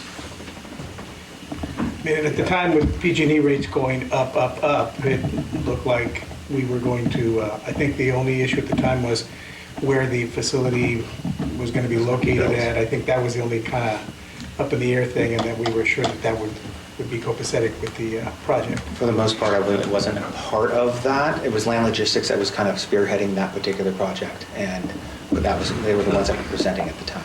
I think it'd be helpful, Sizerco, who's the contractor, presented a study that showed the breakdown on it. I think it'd be good to bring that back to the city council and show that to them. Their rate study actually is pretty conservative. If you look at it, what the historic rates have been for PG&E in the rate increases, I think really it's going to pay itself off at 8. The NEM 2 locked us into a much lower rate, and that was going to save us a lot of money. The payback would be between 8 and 12 years, but I think we should pull that study that was presented to us. That's a good idea. And we could go through that. I think next finance committee meeting, we should look at that. Yeah, I looked at that chart, but I would also add that money's paid by the IRS under the Inflation Reduction Act. Yeah. And we're still trying to get confirmation. I know there's been some, yes, that's still available, but I would not, a solar project in California, I'm not going to bet on that being necessarily honored, which makes it, but it's a key element of the contract. So, and it's identified as one of the things that makes it beneficial for the city. So that was an element that I identified as well. Yeah, it's concerning. Okay. One last thing, I'm going to be asking or making a request to utilize some Measure K tax funding for for police officers overtime and the next Measure K meeting. To cover the costs of overtime for police officers in 2023-24. So this is to Jerry. You were here when Measure K was promoted. You were one of the big promoters. Law enforcement officers overtime, is that something a Measure K would cover? I think it was pretty general, and the idea was it was to support the police department. Okay. And the spirit was that the idea was public safety for the community. All right, and that's a high amount. It's $712,000 from Measure K. And I believe the problem has been staffing at the police department, so in essence, the salary savings. Salary savings, but at the same time, with the lack of staffing, that the overtime goes up. I get it. So they do an intense amount of hours. So that money's already been paid out. You're going to use that money to reimburse the general fund, so it's got a positive fund balance. It's not. Yeah, it's moving it from Measure K and utilizing it in the general fund to cover that balance. Because you paid it. We paid it. We paid it out. And you did mean 23, 24, not. 23, 24, I did mean that. You did mean that. It was paid out of the general fund. It was paid out of general fund. Okay, all right. So we'd be reversing back the general fund. Seems like we need to pay back the general fund. We need to pay back the half-cent sales tax fund for monies that have been used for the last X number of years, maybe going back 7 or 8, from what I understand. I agree. But let's not switch horses here in the middle of the stream. But it's, Yeah. We're not switching horses, we're showing everybody all the horses. Okay. so I would add from. That my we know perspective- right now. I'm Right. not- Oh, I get it. And, this is my interpretation. The Measure K fund is more of a general tax than the half-cent sales tax, required 50% vote. And I understand that as part of the measure, there was a committee formed and it had some uses, but it's far more flexible than the half-cent sales tax. Yes. So, if in the best interest of the city, I would consider moving more money out of Measure K to the general fund and to half-cent sales tax to pay back the money that's technically owed, that was misappropriated potentially under the half-cent sales tax. Well, how much money in the half-cent sales tax are we talking about? I wouldn't know without going back and looking It was at $800,000 or actuals. $900,000 this last year. If you have to go back and look at it, we don't know what actuals are. So let me ask you one more question. And what you said earlier, like we had the money, so we said spend it. Do you think that was the same? That was the same kind of I want to say approach to the underground project because I recall that coming in well over the estimate. And it was bid at a weird time, and it was strange. And there was a push to have that kind of pulled back and rebid. Was it kind of like, we have enough money in water enterprise fund, so let's just do it anyway? That part, I'm not 100%. Okay. Yeah. Which Everybody was project more are you on talking this. about, Ron? What's that? Which project are you? That was the steel water main project that included sewer. I think it came in like 1.5 million, and it was like $1 million. Was it here and there in the city? Was it like on North Yeah. Street? Yeah, it was several Yeah, locations. all around, yeah. Yeah, part of what happened was we had a limited number of contractors who bid on it. We added the sewer into it because it became apparent it made more sense when we were opening up the roads and redoing some of the streets, that besides water, we should add sewer to it. So that was an added expense. And it did go over, the bid we got was over the engineer's estimate. And then we had to look at, if we postponed it for a year, what the potential costs were. Could we save money? The way costs in labor and materials that were going up, the balance was like, there was a strong chance we wouldn't save any money waiting a year. And some of them were issues that, some of those areas had to be redone right away. So it was not that we had the money, we had to pull money, it was not expected. It was also wasn't considered at that rate, at that level in the rate study. So all of this plays into, because the whole deal with the rate study, when you talk about capital improvements and planning out over the years, Barwell Wells basically says you can't do these projects or you're going to run out of money. Yeah. They tell you that. Yeah. So when you exceed, when you just go, well, we'll do it anyway, then you run that risk. And that's just part of, I think what we're going through right now. Is that what happened here? No. I'm saying all of this plays into the rate studies and everything. Okay. So managing your capital improvement projects is important. And, just kind of talk about Measure K, the idea was that it was going to augment law enforcement services, maintenance of streets, sports fields, and our facilities. The idea was, when it was proposed to the community, was that we have a leakage and that we're basically not taking in as much money as our needs to work on these infrastructure, law enforcement, streets, et cetera, and that this money was supposed to augment these things. The delay in spending this had to do, and obviously Manny came on afterwards, that we did not have a Measure K committee in place. So as a council, we kind of held firm that we did not want to spend that money until we had the committee in place, and we had been, as a council before, and our Measure K committee had been kind of scrutinizing expenses all along, and the idea was we'd eventually start spending. So when you see a delay in initiating Measure K funding into the budget, it's that we were trying to be conservative with that money and align with what we had said the money was going to be used for. I would just,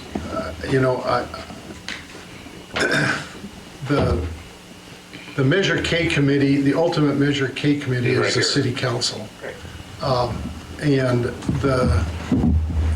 I think it's, and you get evaluated as to whether the community thinks you spent the money correctly or not, as whether you decide to run and whether they decide to vote for you again. There is no an advisory committee. Just to me, it stalls the process, and it tries to insulate the decision makers for taking responsibility for the decisions. Well, I guess I saw it more as transparency. You promised the I understand community you're it. going to spend it on certain things, and you want to at least make sure that it's spent on what you said it was going to be spent Well, on. and I put my name on the half-cent sales tax thing in 2003, and by 2018, they spent the 90% of it on the council was spending 90% of it on salaries. So integrity of that was, and it was dictated really by statute. This, I'm no expert on Measure K, but it sure sounds like it's got a fairly wide Yeah, it does. footprint to be used for, And I'm not advocating not using for this, I Yeah. just trying to explain why well, it wasn't, and I appreciate it, because it wasn't I didn't- thrown into the mix along the way, because we wanted to make sure that we spent it on what it needed to be spent on, so that, and now infusing it as a council, I would support, adding it back in. Well, I'm disturbed because that's- that you decided to spend $4 million of LAIF money instead of the Measure K money that was in your doggone checking account. Well, I don't think we were, well, I'm not going to defend that right now, other than just, I think we needed more information that we weren't getting. All right. Anything more, Manny, on your presentation? No. Okay. Thank you. And you've spent a lot of weekends and 12-hour days here getting this. It's noticed and appreciated. Really appreciate it. Thank you, Manny. 1,800 journal entries. 1,800. Insane amount of journal entries. $200. Okay, so we're going to go to public comment, and then we possibly are going to have a motion to transfer some money to the general fund from one of our accounts. So I'm opening up to public comment. Helen, by all means.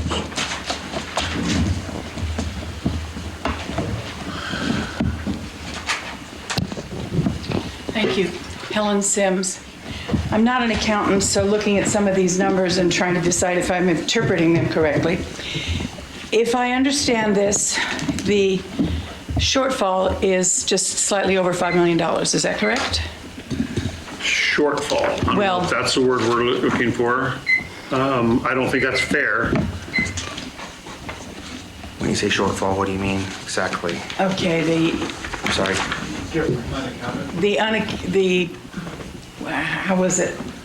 You think maybe burn rate as opposed to? No. Expenses over income, it's a shortfall. All right? Yeah, okay. All right, Yeah. so, It's about 4,266,000. okay. If you're sure that that's not an accounting issue and that it could be,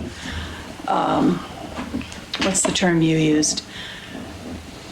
Criminal. Misappropriated it's okay. funds, okay?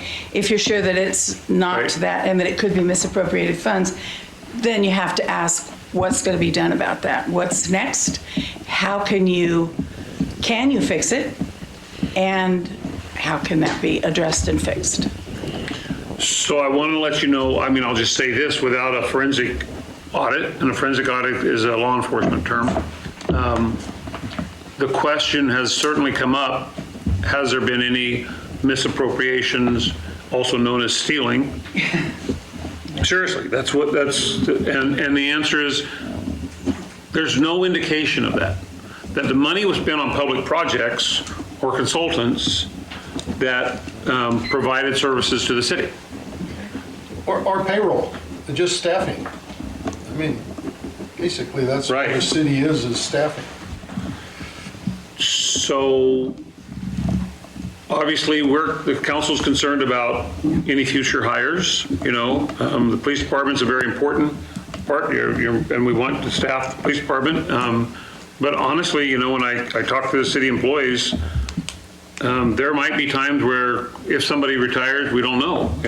Now, we obviously have to keep wastewater and the water treatment plant running with everything, but we're in for some tough times. And is there a black and white plan that says this is how we're going to get $4.2 million back? No, there's not that. That's what we're here talking about. And if the more we talk about it with any problem, the closer we are to a solution. So I don't know if that answers your question, other than this is the first step of that 10,000 mile journey.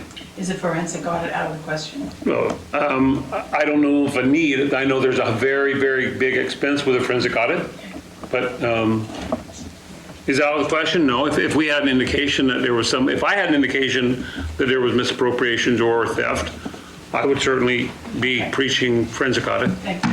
There was also a review by one of the consultants that looked into a lot of the finances at that particular point. All right, anybody else? Excuse me. Okay. Just a question I meant to ask you, Manny. The state controller, isn't that the clearinghouse for city budgets yearly? Yes. And there's required reporting to the state controller. Yeah, the financial transaction report. I was talking to the auditors today, or not today, but 2 or 3 days ago, and he said that we did give them, the state controller, an unaudited financial statement. What did you give what were you giving them then? We gave them a very truncated version of what we had in our finances at that time. It was definitely not complete because we were still in the midst of putting in the 1,800 journal entries at that point.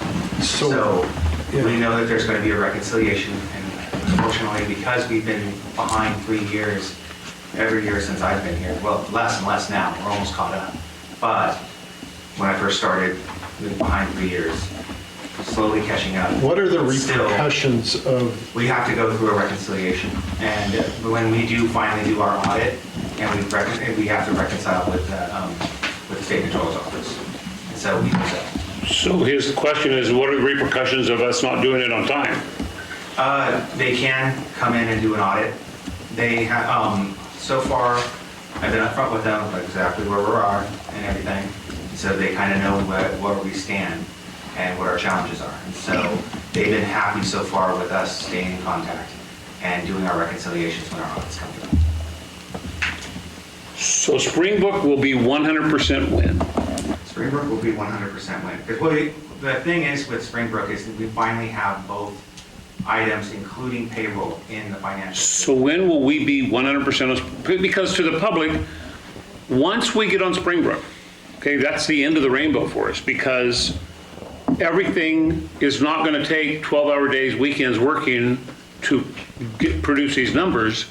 In theory, you could produce these numbers every day before 8:30. In theory, we should be able to, by end of every month, 10 days after the month, we will be ready with numbers that you can see with fund balances for each account. So the question is when are we going to get to that point?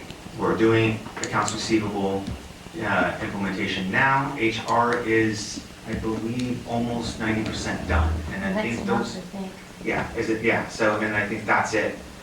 Other than utility billing? Other than utility billing, we have a little bit of a cleanup on utility billing that we have to do. It didn't cycle the cash for it. And when will that, I know you're next year, but when will that be? I'll be working with Ebony, who's the Springbrook operator, implementation specialist. Sometime by Friday, I think we'll get together by Friday and hopefully get this cycle out and fixed by next week. So July 1st is the beginning of our fiscal year. July 1st is the beginning of our fiscal year. Do we think that Springbrook's going to be up and running by July 1st? On the parts that count in terms of financials, yes. Okay, thanks. You know, I kind of just want to put things in perspective. When I was still chief of police, I can tell you that our audits were behind back then, back in 2013 or so. And it was always something that plagued us. We were always behind. And as we move forward, what happened is we've gone through a period of time when we had no permanent finance director. I'd like to say the perfect storm is there, that we've been behind and then we lose staff. And then we have interim staff that comes in, and some of them are well-meaning, but they, for lack of a better word, they don't have skin in the game. And then as they move on, we get another one, and then we get somebody and they move on, et cetera. In fact, some council members that are here now were council members then, and we were behind on audits back then. But we got them by February. Yeah. I mean, they were late, and we paid a penalty for that one. Yeah, and I'm saying that it's not something you want to be. But we weren't 3 years behind. And we end up in a situation where, by virtue of not having a finance director, you know, it's like, who do you hold accountable? Your contractor who then decides we're going to leave, and then you're up looking for somebody else. And I think that's, how we got ourselves in this situation. Well, the fact that somebody decided we're going to have a 2-year budget, and they said, yes, we're going to have a 2-year budget, and they forgot about we have to do audits. Oh, I don't think anybody forgot there was audits. I think it's one where audits, I think you sit there and you It do was it to your designed budget. so you wouldn't have to audit. I think that, no, I don't think that was the case. I think it was designed to allow finance to catch up. One of the things I advocated for was to get the Springbrook. I think when Manny presented that, we wanted, Yeah. when we have a situation where, why can't we fix a problem? We need a finance department that staff, we need a finance department that has the tools to be able to do it. We got to give them that. So I'm just saying that that's part of it, and I know we've got somebody By there. all means, go ahead. I've got a few questions. Oh. My name's Thomas, I work for the city and I'm shop stewardess with the local ETW. Thank you. Do these numbers, do they have already,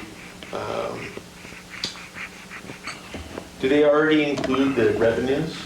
They include the revenues, okay. And will this affect the POA management and the IBW negotiations?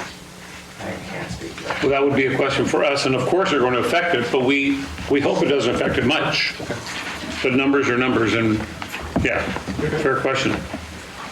Robin?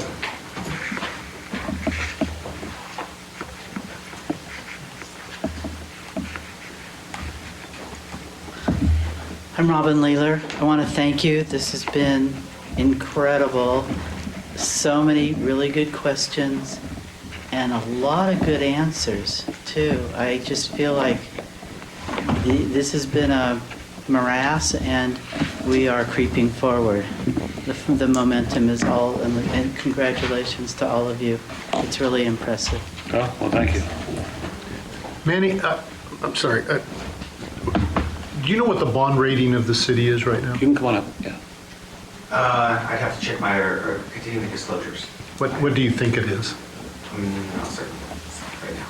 Do you have any idea? I've been more out of the loop on a lot of things with the city, so we had two distinct continuing disclosures let themselves out. So that's a fair question for next council meeting, please? Yes. Thank you. Oh, I think I can. Good evening, Ragda Zakaria.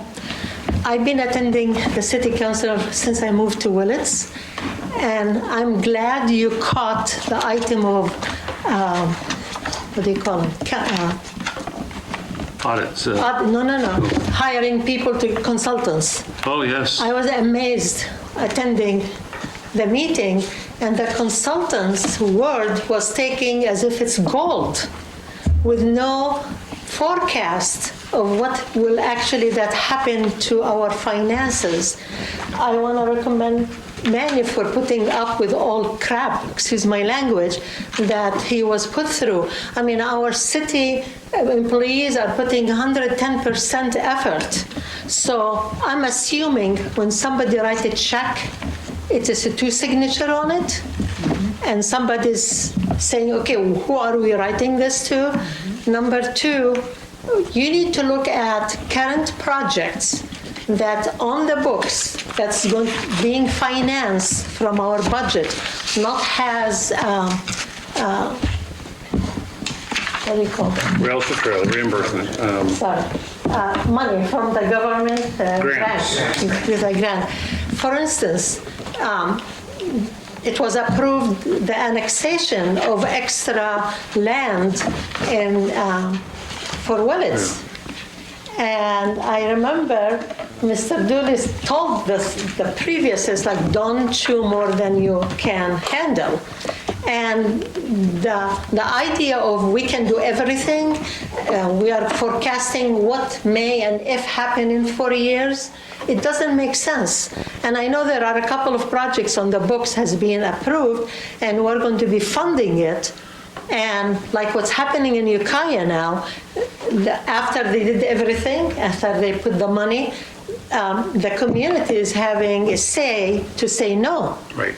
So we are saying like a project like that, for instance, Willits, we agreed to do the study, and it's going to cost us $20,000. So there are certain projects you need to put to hold. You need to go through the whole thing and go back to basics. And I just want to say that our current acting city manager, interim city manager, is doing exactly that. Yeah, you have to go back to basics. I get it. You know, department by department. This makes sense, this doesn't make sense. Everything needs to be frozen on any project unless you have the money in the bank. There's not a city director here or working for the city that doesn't believe the same thing, and we're all on the same page. I understand, but we're looking at solution. I get it, I The solution get it. is, you cannot say this happened because and so on. You need to put a stop, freeze. You put a freeze on anything till things get corrected. Okay, thank you. I'm sorry, Rector, your time's up. Anybody else that would like to comment on tonight's budget discussion? Can I Yes? add a quick, right now, without the audit being completed, and that's likely happening December, probably, We will complete this year's audit in December. 23, 24, probably, 24, 25 too. You- But 24, 25. We might make it November. 23, 23, 24. Will be completed by August. I will get it done fast. You're sending the information to Moss Levy. Yes. They're doing the audit. They're doing the I audit. talked to them today, and they said December. If you get everything to them this month, it'll be December. So let's just say, let's be like, December would be the audit. But if it's a continuing resolution of the existing budget with some tweaks, there are no new public works projects that will be started. The city would not, and Jim, you can help me out. We'll have to provide more information on this at the next meeting. But you can't, we can't spend money on new public works projects. It's not allowed under a continuing resolution. Is there anybody else who would like to make a comment? By all means.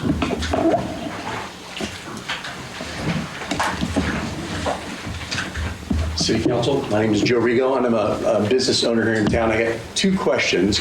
Kind of looking at the numbers, it's kind of eye-opening. A couple of things that kind of struck me, and Mr. Burton brought this up, and will this be handled, is there's some line items with a lot of dollars amount that are attached to them that are miscellaneous. And if I ran my business with a miscellaneous dollar amount to that amount and not knowing where that funds are going to go, that's kind of scary.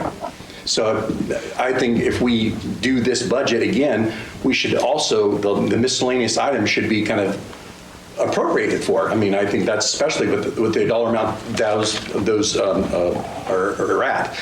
The other thing is as a business owner, is the city, or is there going to be something that we as business owners are going to be looking at as far as an increase in city taxes? Stick around for about 15 minutes. Sweet, I'll be here. Thank you. Anybody else? Public comment? Okay, I'm going to close public comment.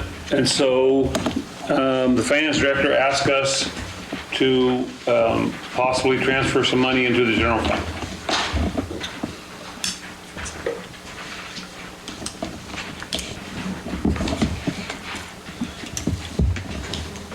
Anybody want to weigh in? Manny, what are you looking at exactly? I'm looking at Measure K funds, utilizing Measure K funds in order to be able to cover the cost for police overtime. Okay, I think that's well within what Measure K intended, and I would so move. So the exact amount is $712,067. Is that what you're asking? Double check it, make sure.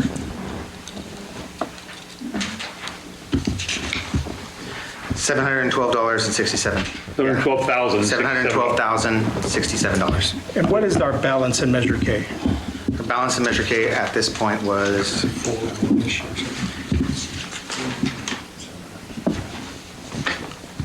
it was 4.192. Let me see that. Yeah, 4.192 prior to that. So that's as of right now? I think actually it's taken into account that. As of right now, I think it's more like 4.5. Okay.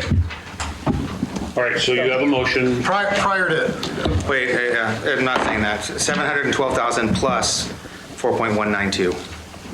So let me just do that adding really quick. Because I already included it in with a number, just so that we can see what its net effect would be. So it would be, yeah, 4.9 something. Okay. So to council, you've heard this discussion. You're aware of Measure K, you're aware of what the presentation was. Are we within the legal boundaries of Measure K? Well, I believe you are.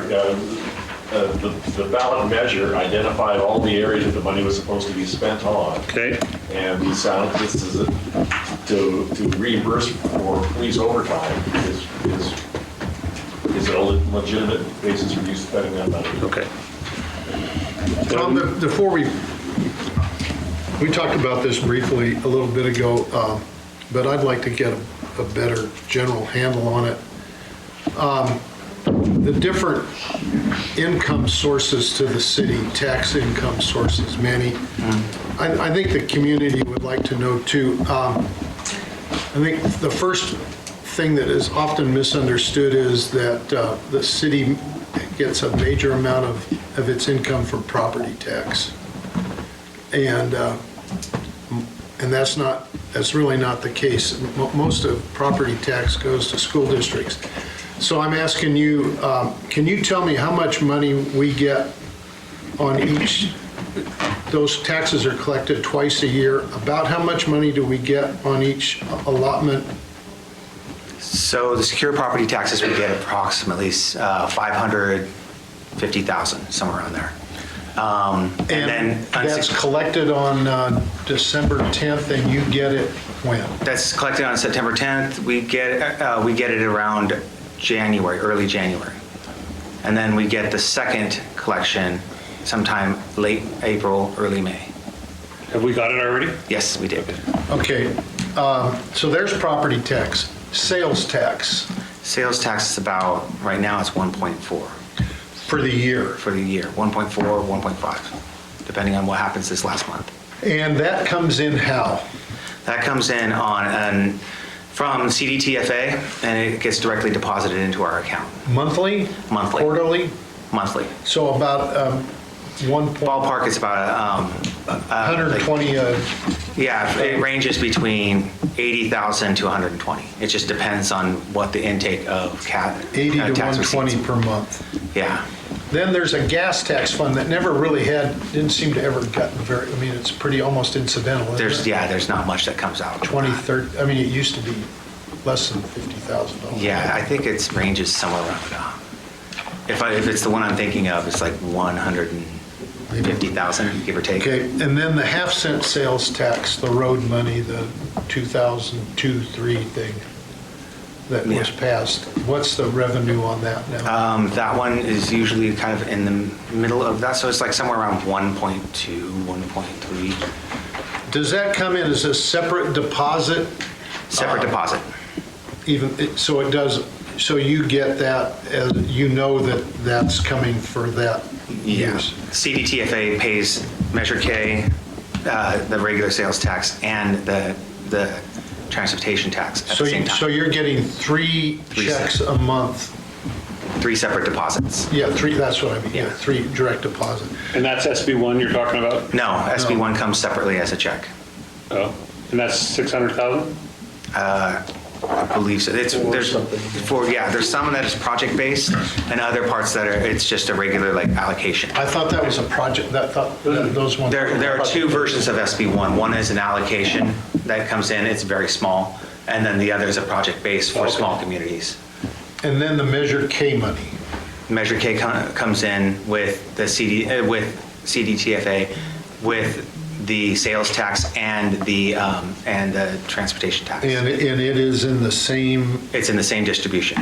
Yeah, just separated. But what's the income rate of that? It's slightly like 1.3. So all 3 of those are kind of close together. And they kind of mirror if there's more tax receiving, they all rise and they all fall at the same time. But the 3 of them kind of bring in $300,000 to $400,000 a month. Yes. Okay. And property tax brings in about $1 million, sales on top of that. Am I missing any major sources of tax funding? TOT tax funding. We get about transient occupancy tax. Sorry, transient occupancy tax. That's a couple hundred. Yeah. What is it? It's about 100 150,000. We don't get that from transients. We get that from motels. Well, no, wait, let me think about that So when one you for a go second. check into a motel, you pay the 11 That's or 12%. more like along the lines of like 80,000 if we're adding up all the different. And then out of, that's our net, or is that before we give the? Before what we is- give to Chamber. the 15%. Okay. So TOT is 10,000 a month or less. Yeah. It's, yeah, somewhere around there, I'm just trying to give everybody an idea of the income stream to the city. So, I have a motion to transfer the money from Measure K to the general fund. Do I have a, that's my motion. Okay, by that amount, $712,067. So Jerry's made a motion. Is there a second?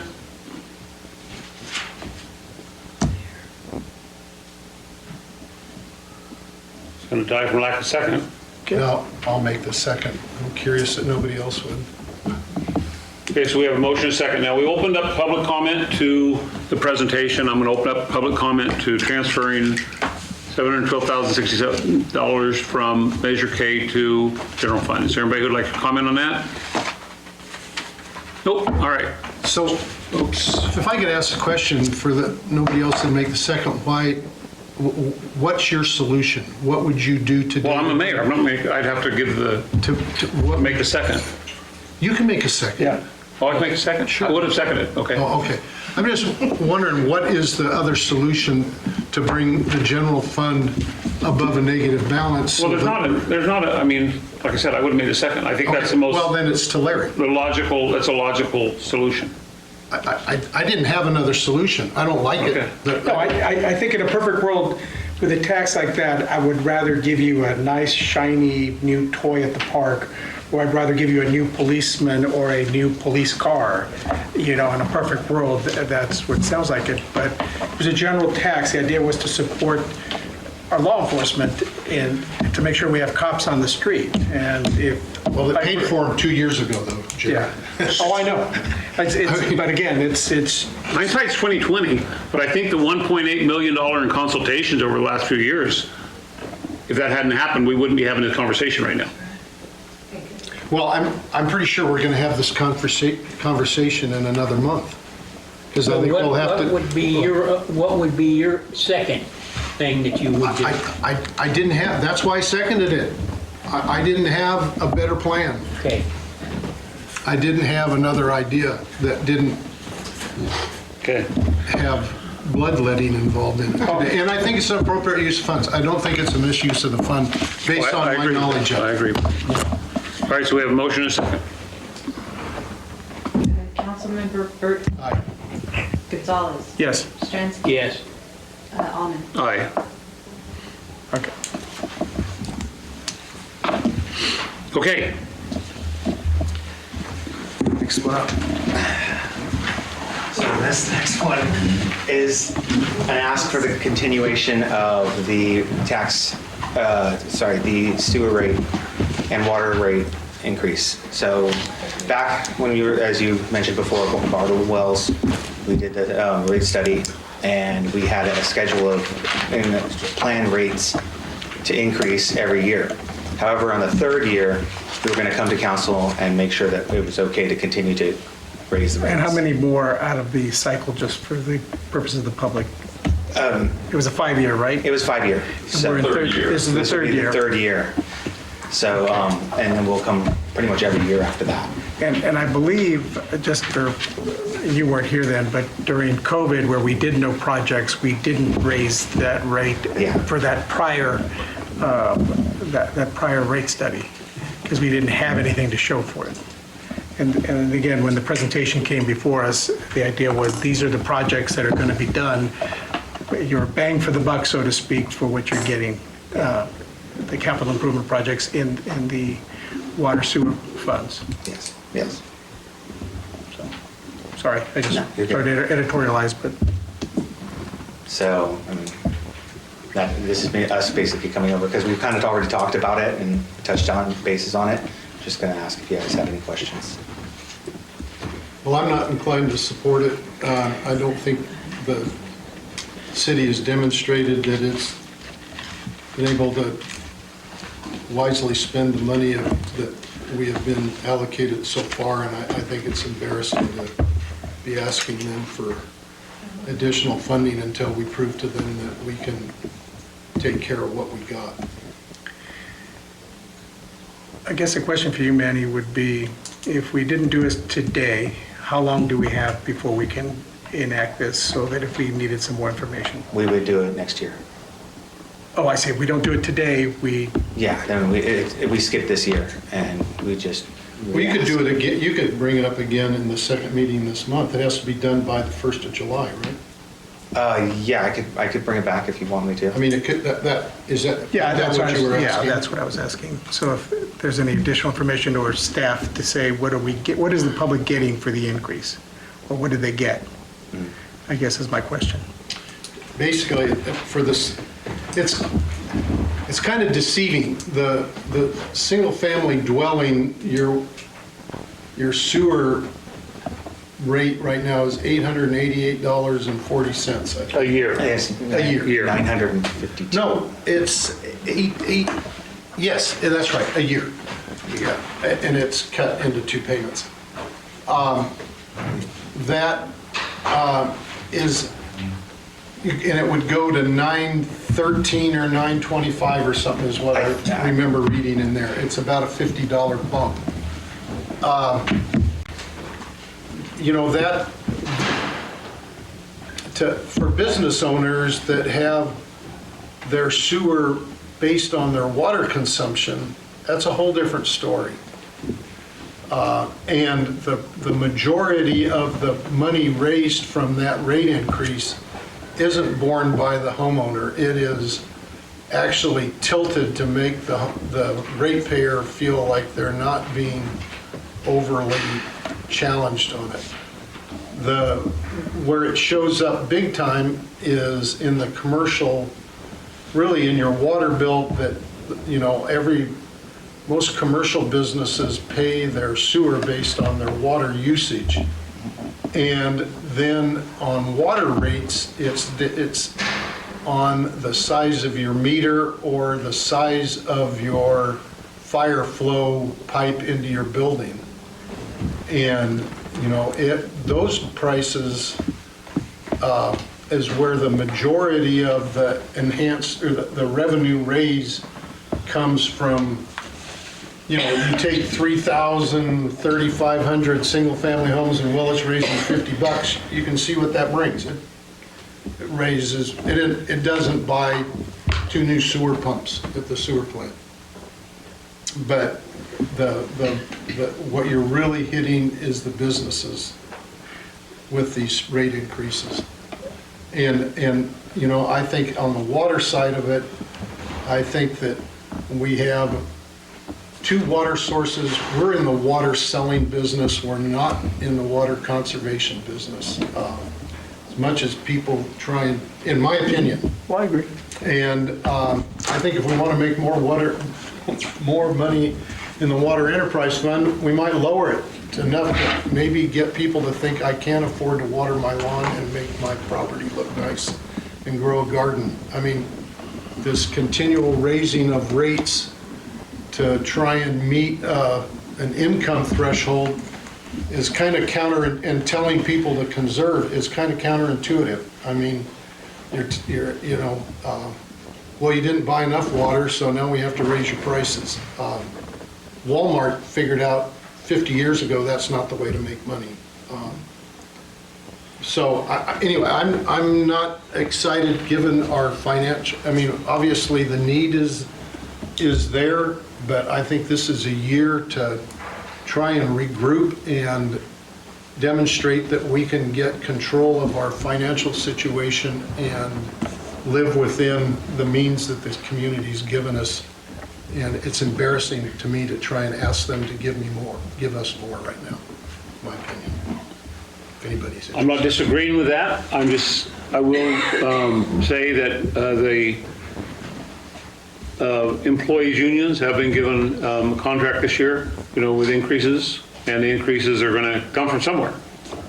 And that's just something, and I don't think we have to wait until June of next year, do we?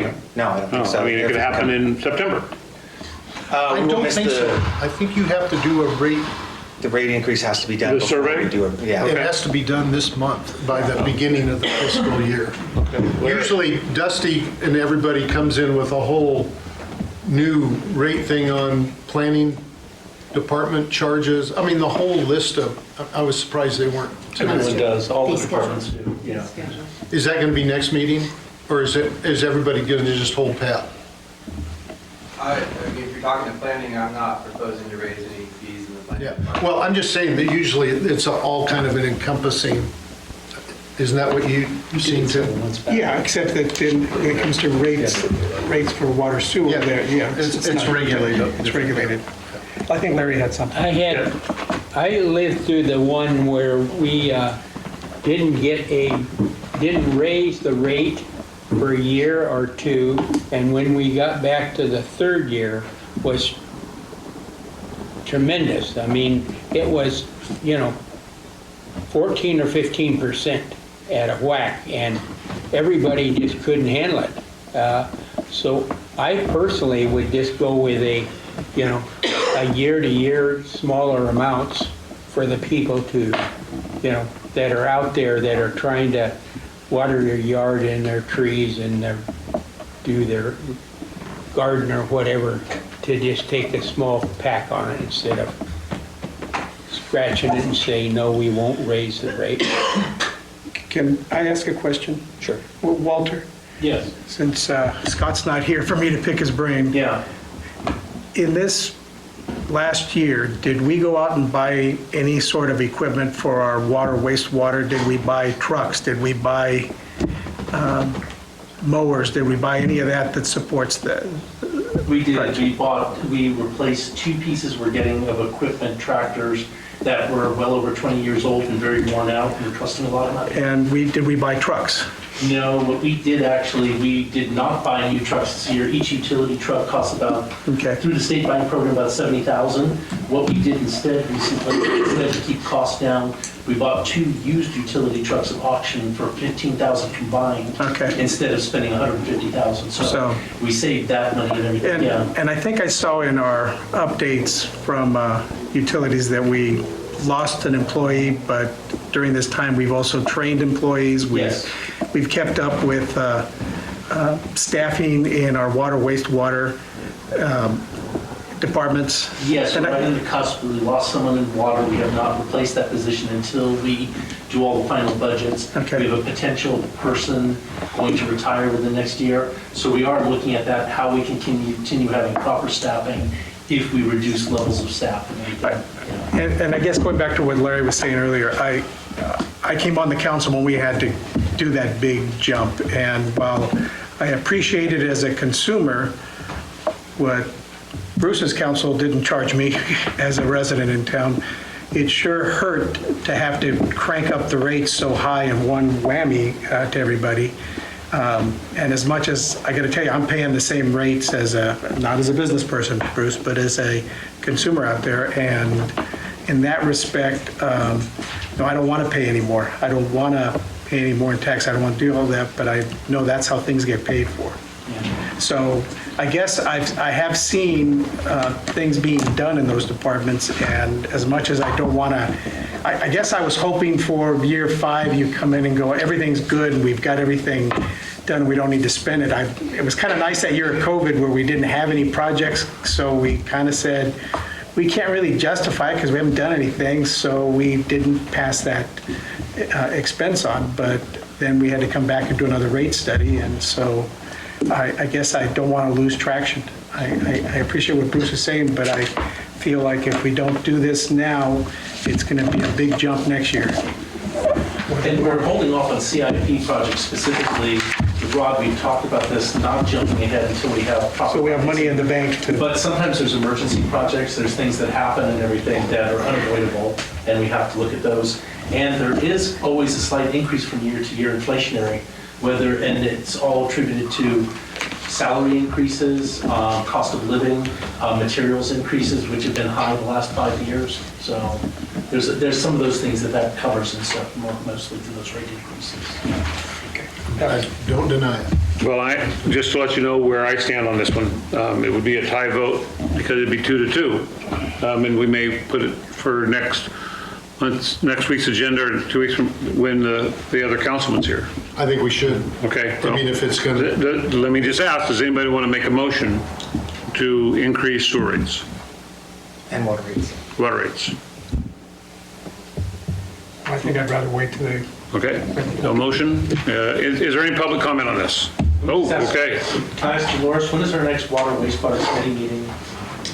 It's the 3rd, it's like 2 weeks from now. Next Okay. week is the Finance Committee and the Measure K Committee. The following week is water, wastewater. Okay. You can put that on the agenda.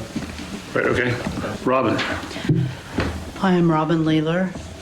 I disagree with Councilmember Burton's statement that we're in the business of selling water. We're not in the business of saving water.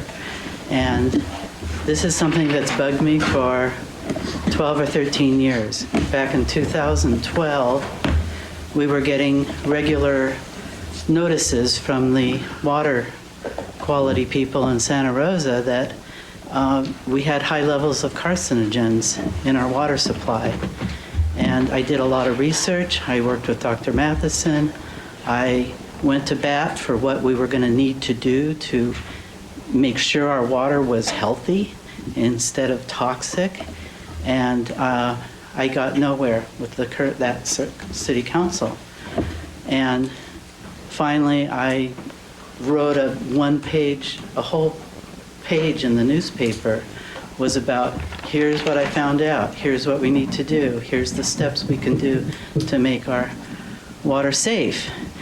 And the very next week, our mayor, Bruce Burton, had a whole page lambasting me for that, saying, what are you doing scaring people about our water? We're in the business of selling water.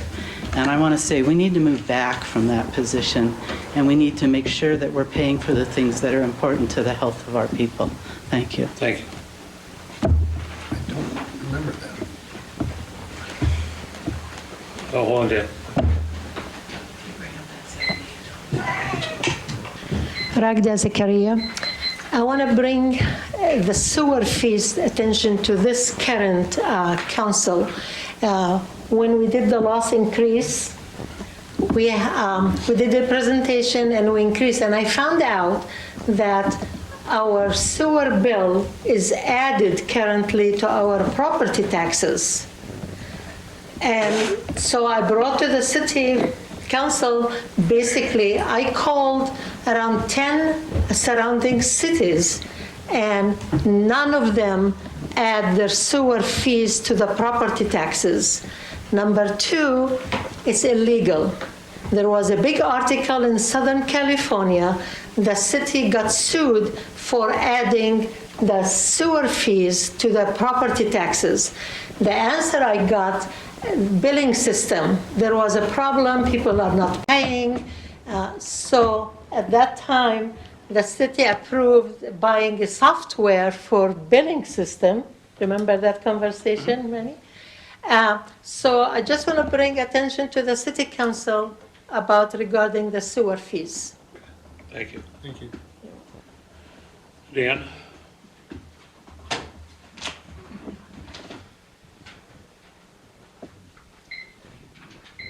Well, this is Dan Loudon. I really like the water that we have, and I don't want to lose. I drink this water. It's really good water. And if I have to pay more, I'll pay more, no big deal. But I don't want to lose the quality of water that we have. Agreed. Anybody else would like to comment on this?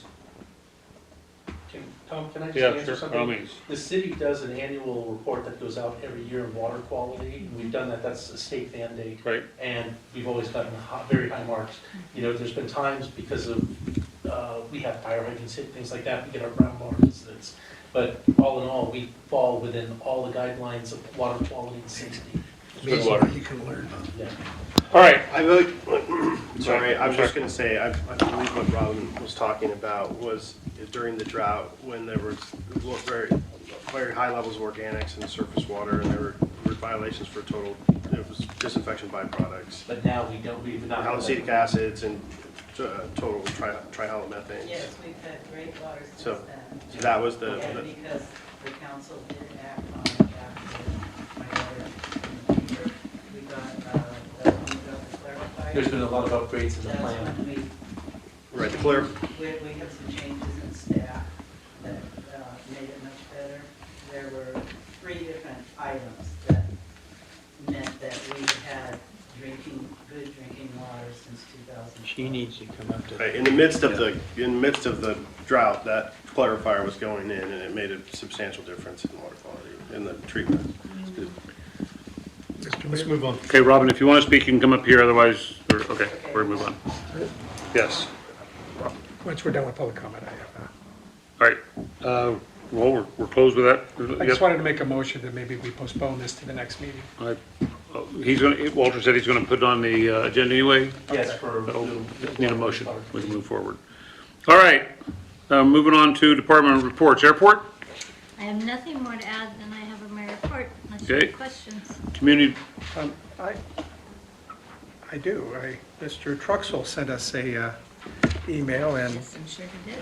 I know that we're going out for, I guess you might be bringing a consultant forward to do can't we just survey, is that plausible, or do we have to go through some legal process for a rate It study? depends on what the FAA comes back with. Right now, they're telling us that we have to, Do a rate study? yes. Okay, I And that get we it. have I to do wasn't sure if there was a rules and legal. regulations, and we did ask to do a third-party inspection of our airport, just so that it's somebody other than us Oh, did and it. the rest of that I kind of got. I was just curious Yeah. about the rate study. We just answered back today to Okay. his complaint again, and we'll see what the FAA comes back with. It could be 6 months to a year before we hear back again. Okay. okay. Any other questions? Okay, community development? Thank you, Mayor. Just really quick here. I know we got a late night, but I wanted to thank the community. Connor and I, with the Community Development Department, we had a booth at the car show. And we probably had about 150 people stop by our booth and learn about some ongoing projects that the city has. We were also able to let them know about our housing rehabilitation program. We got some emails from people that are interested in that.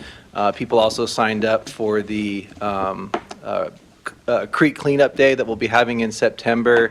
And then also learned about our free dump days that's coming up. So on Monday, if you come to City Hall, Connor's going to be over in the conference room there. And if you show your proof of residency for Willits, we can give you a voucher that would allow you to dump up to 2 cubic yards of household waste for free at the transfer station. So you come and get your voucher on Monday. It's first come, first served.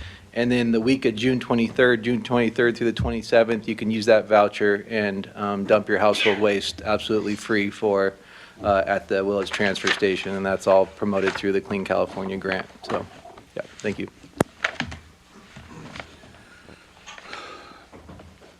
Finance, any more to add? Just that I wanted to thank staff that we had, Jose especially, and so and Michelle also for putting in the hours to do it. It's about 370 hours within 4 weeks of time, and that's additional on top of normal work. So it's an expansive amount of time that was That's put incredible. into it. And also, I just texted Ben and everything like that. He says an audit can be done within 2 to 3 months, but given timeframes that we've had in the past, he was tempering it to 4 to 5. But Okay. it can be done if we're ready. Maybe November, got it. All right, the police chief. And I assure you, chief, our meetings are not always like this. Sometimes we get out of here in an hour.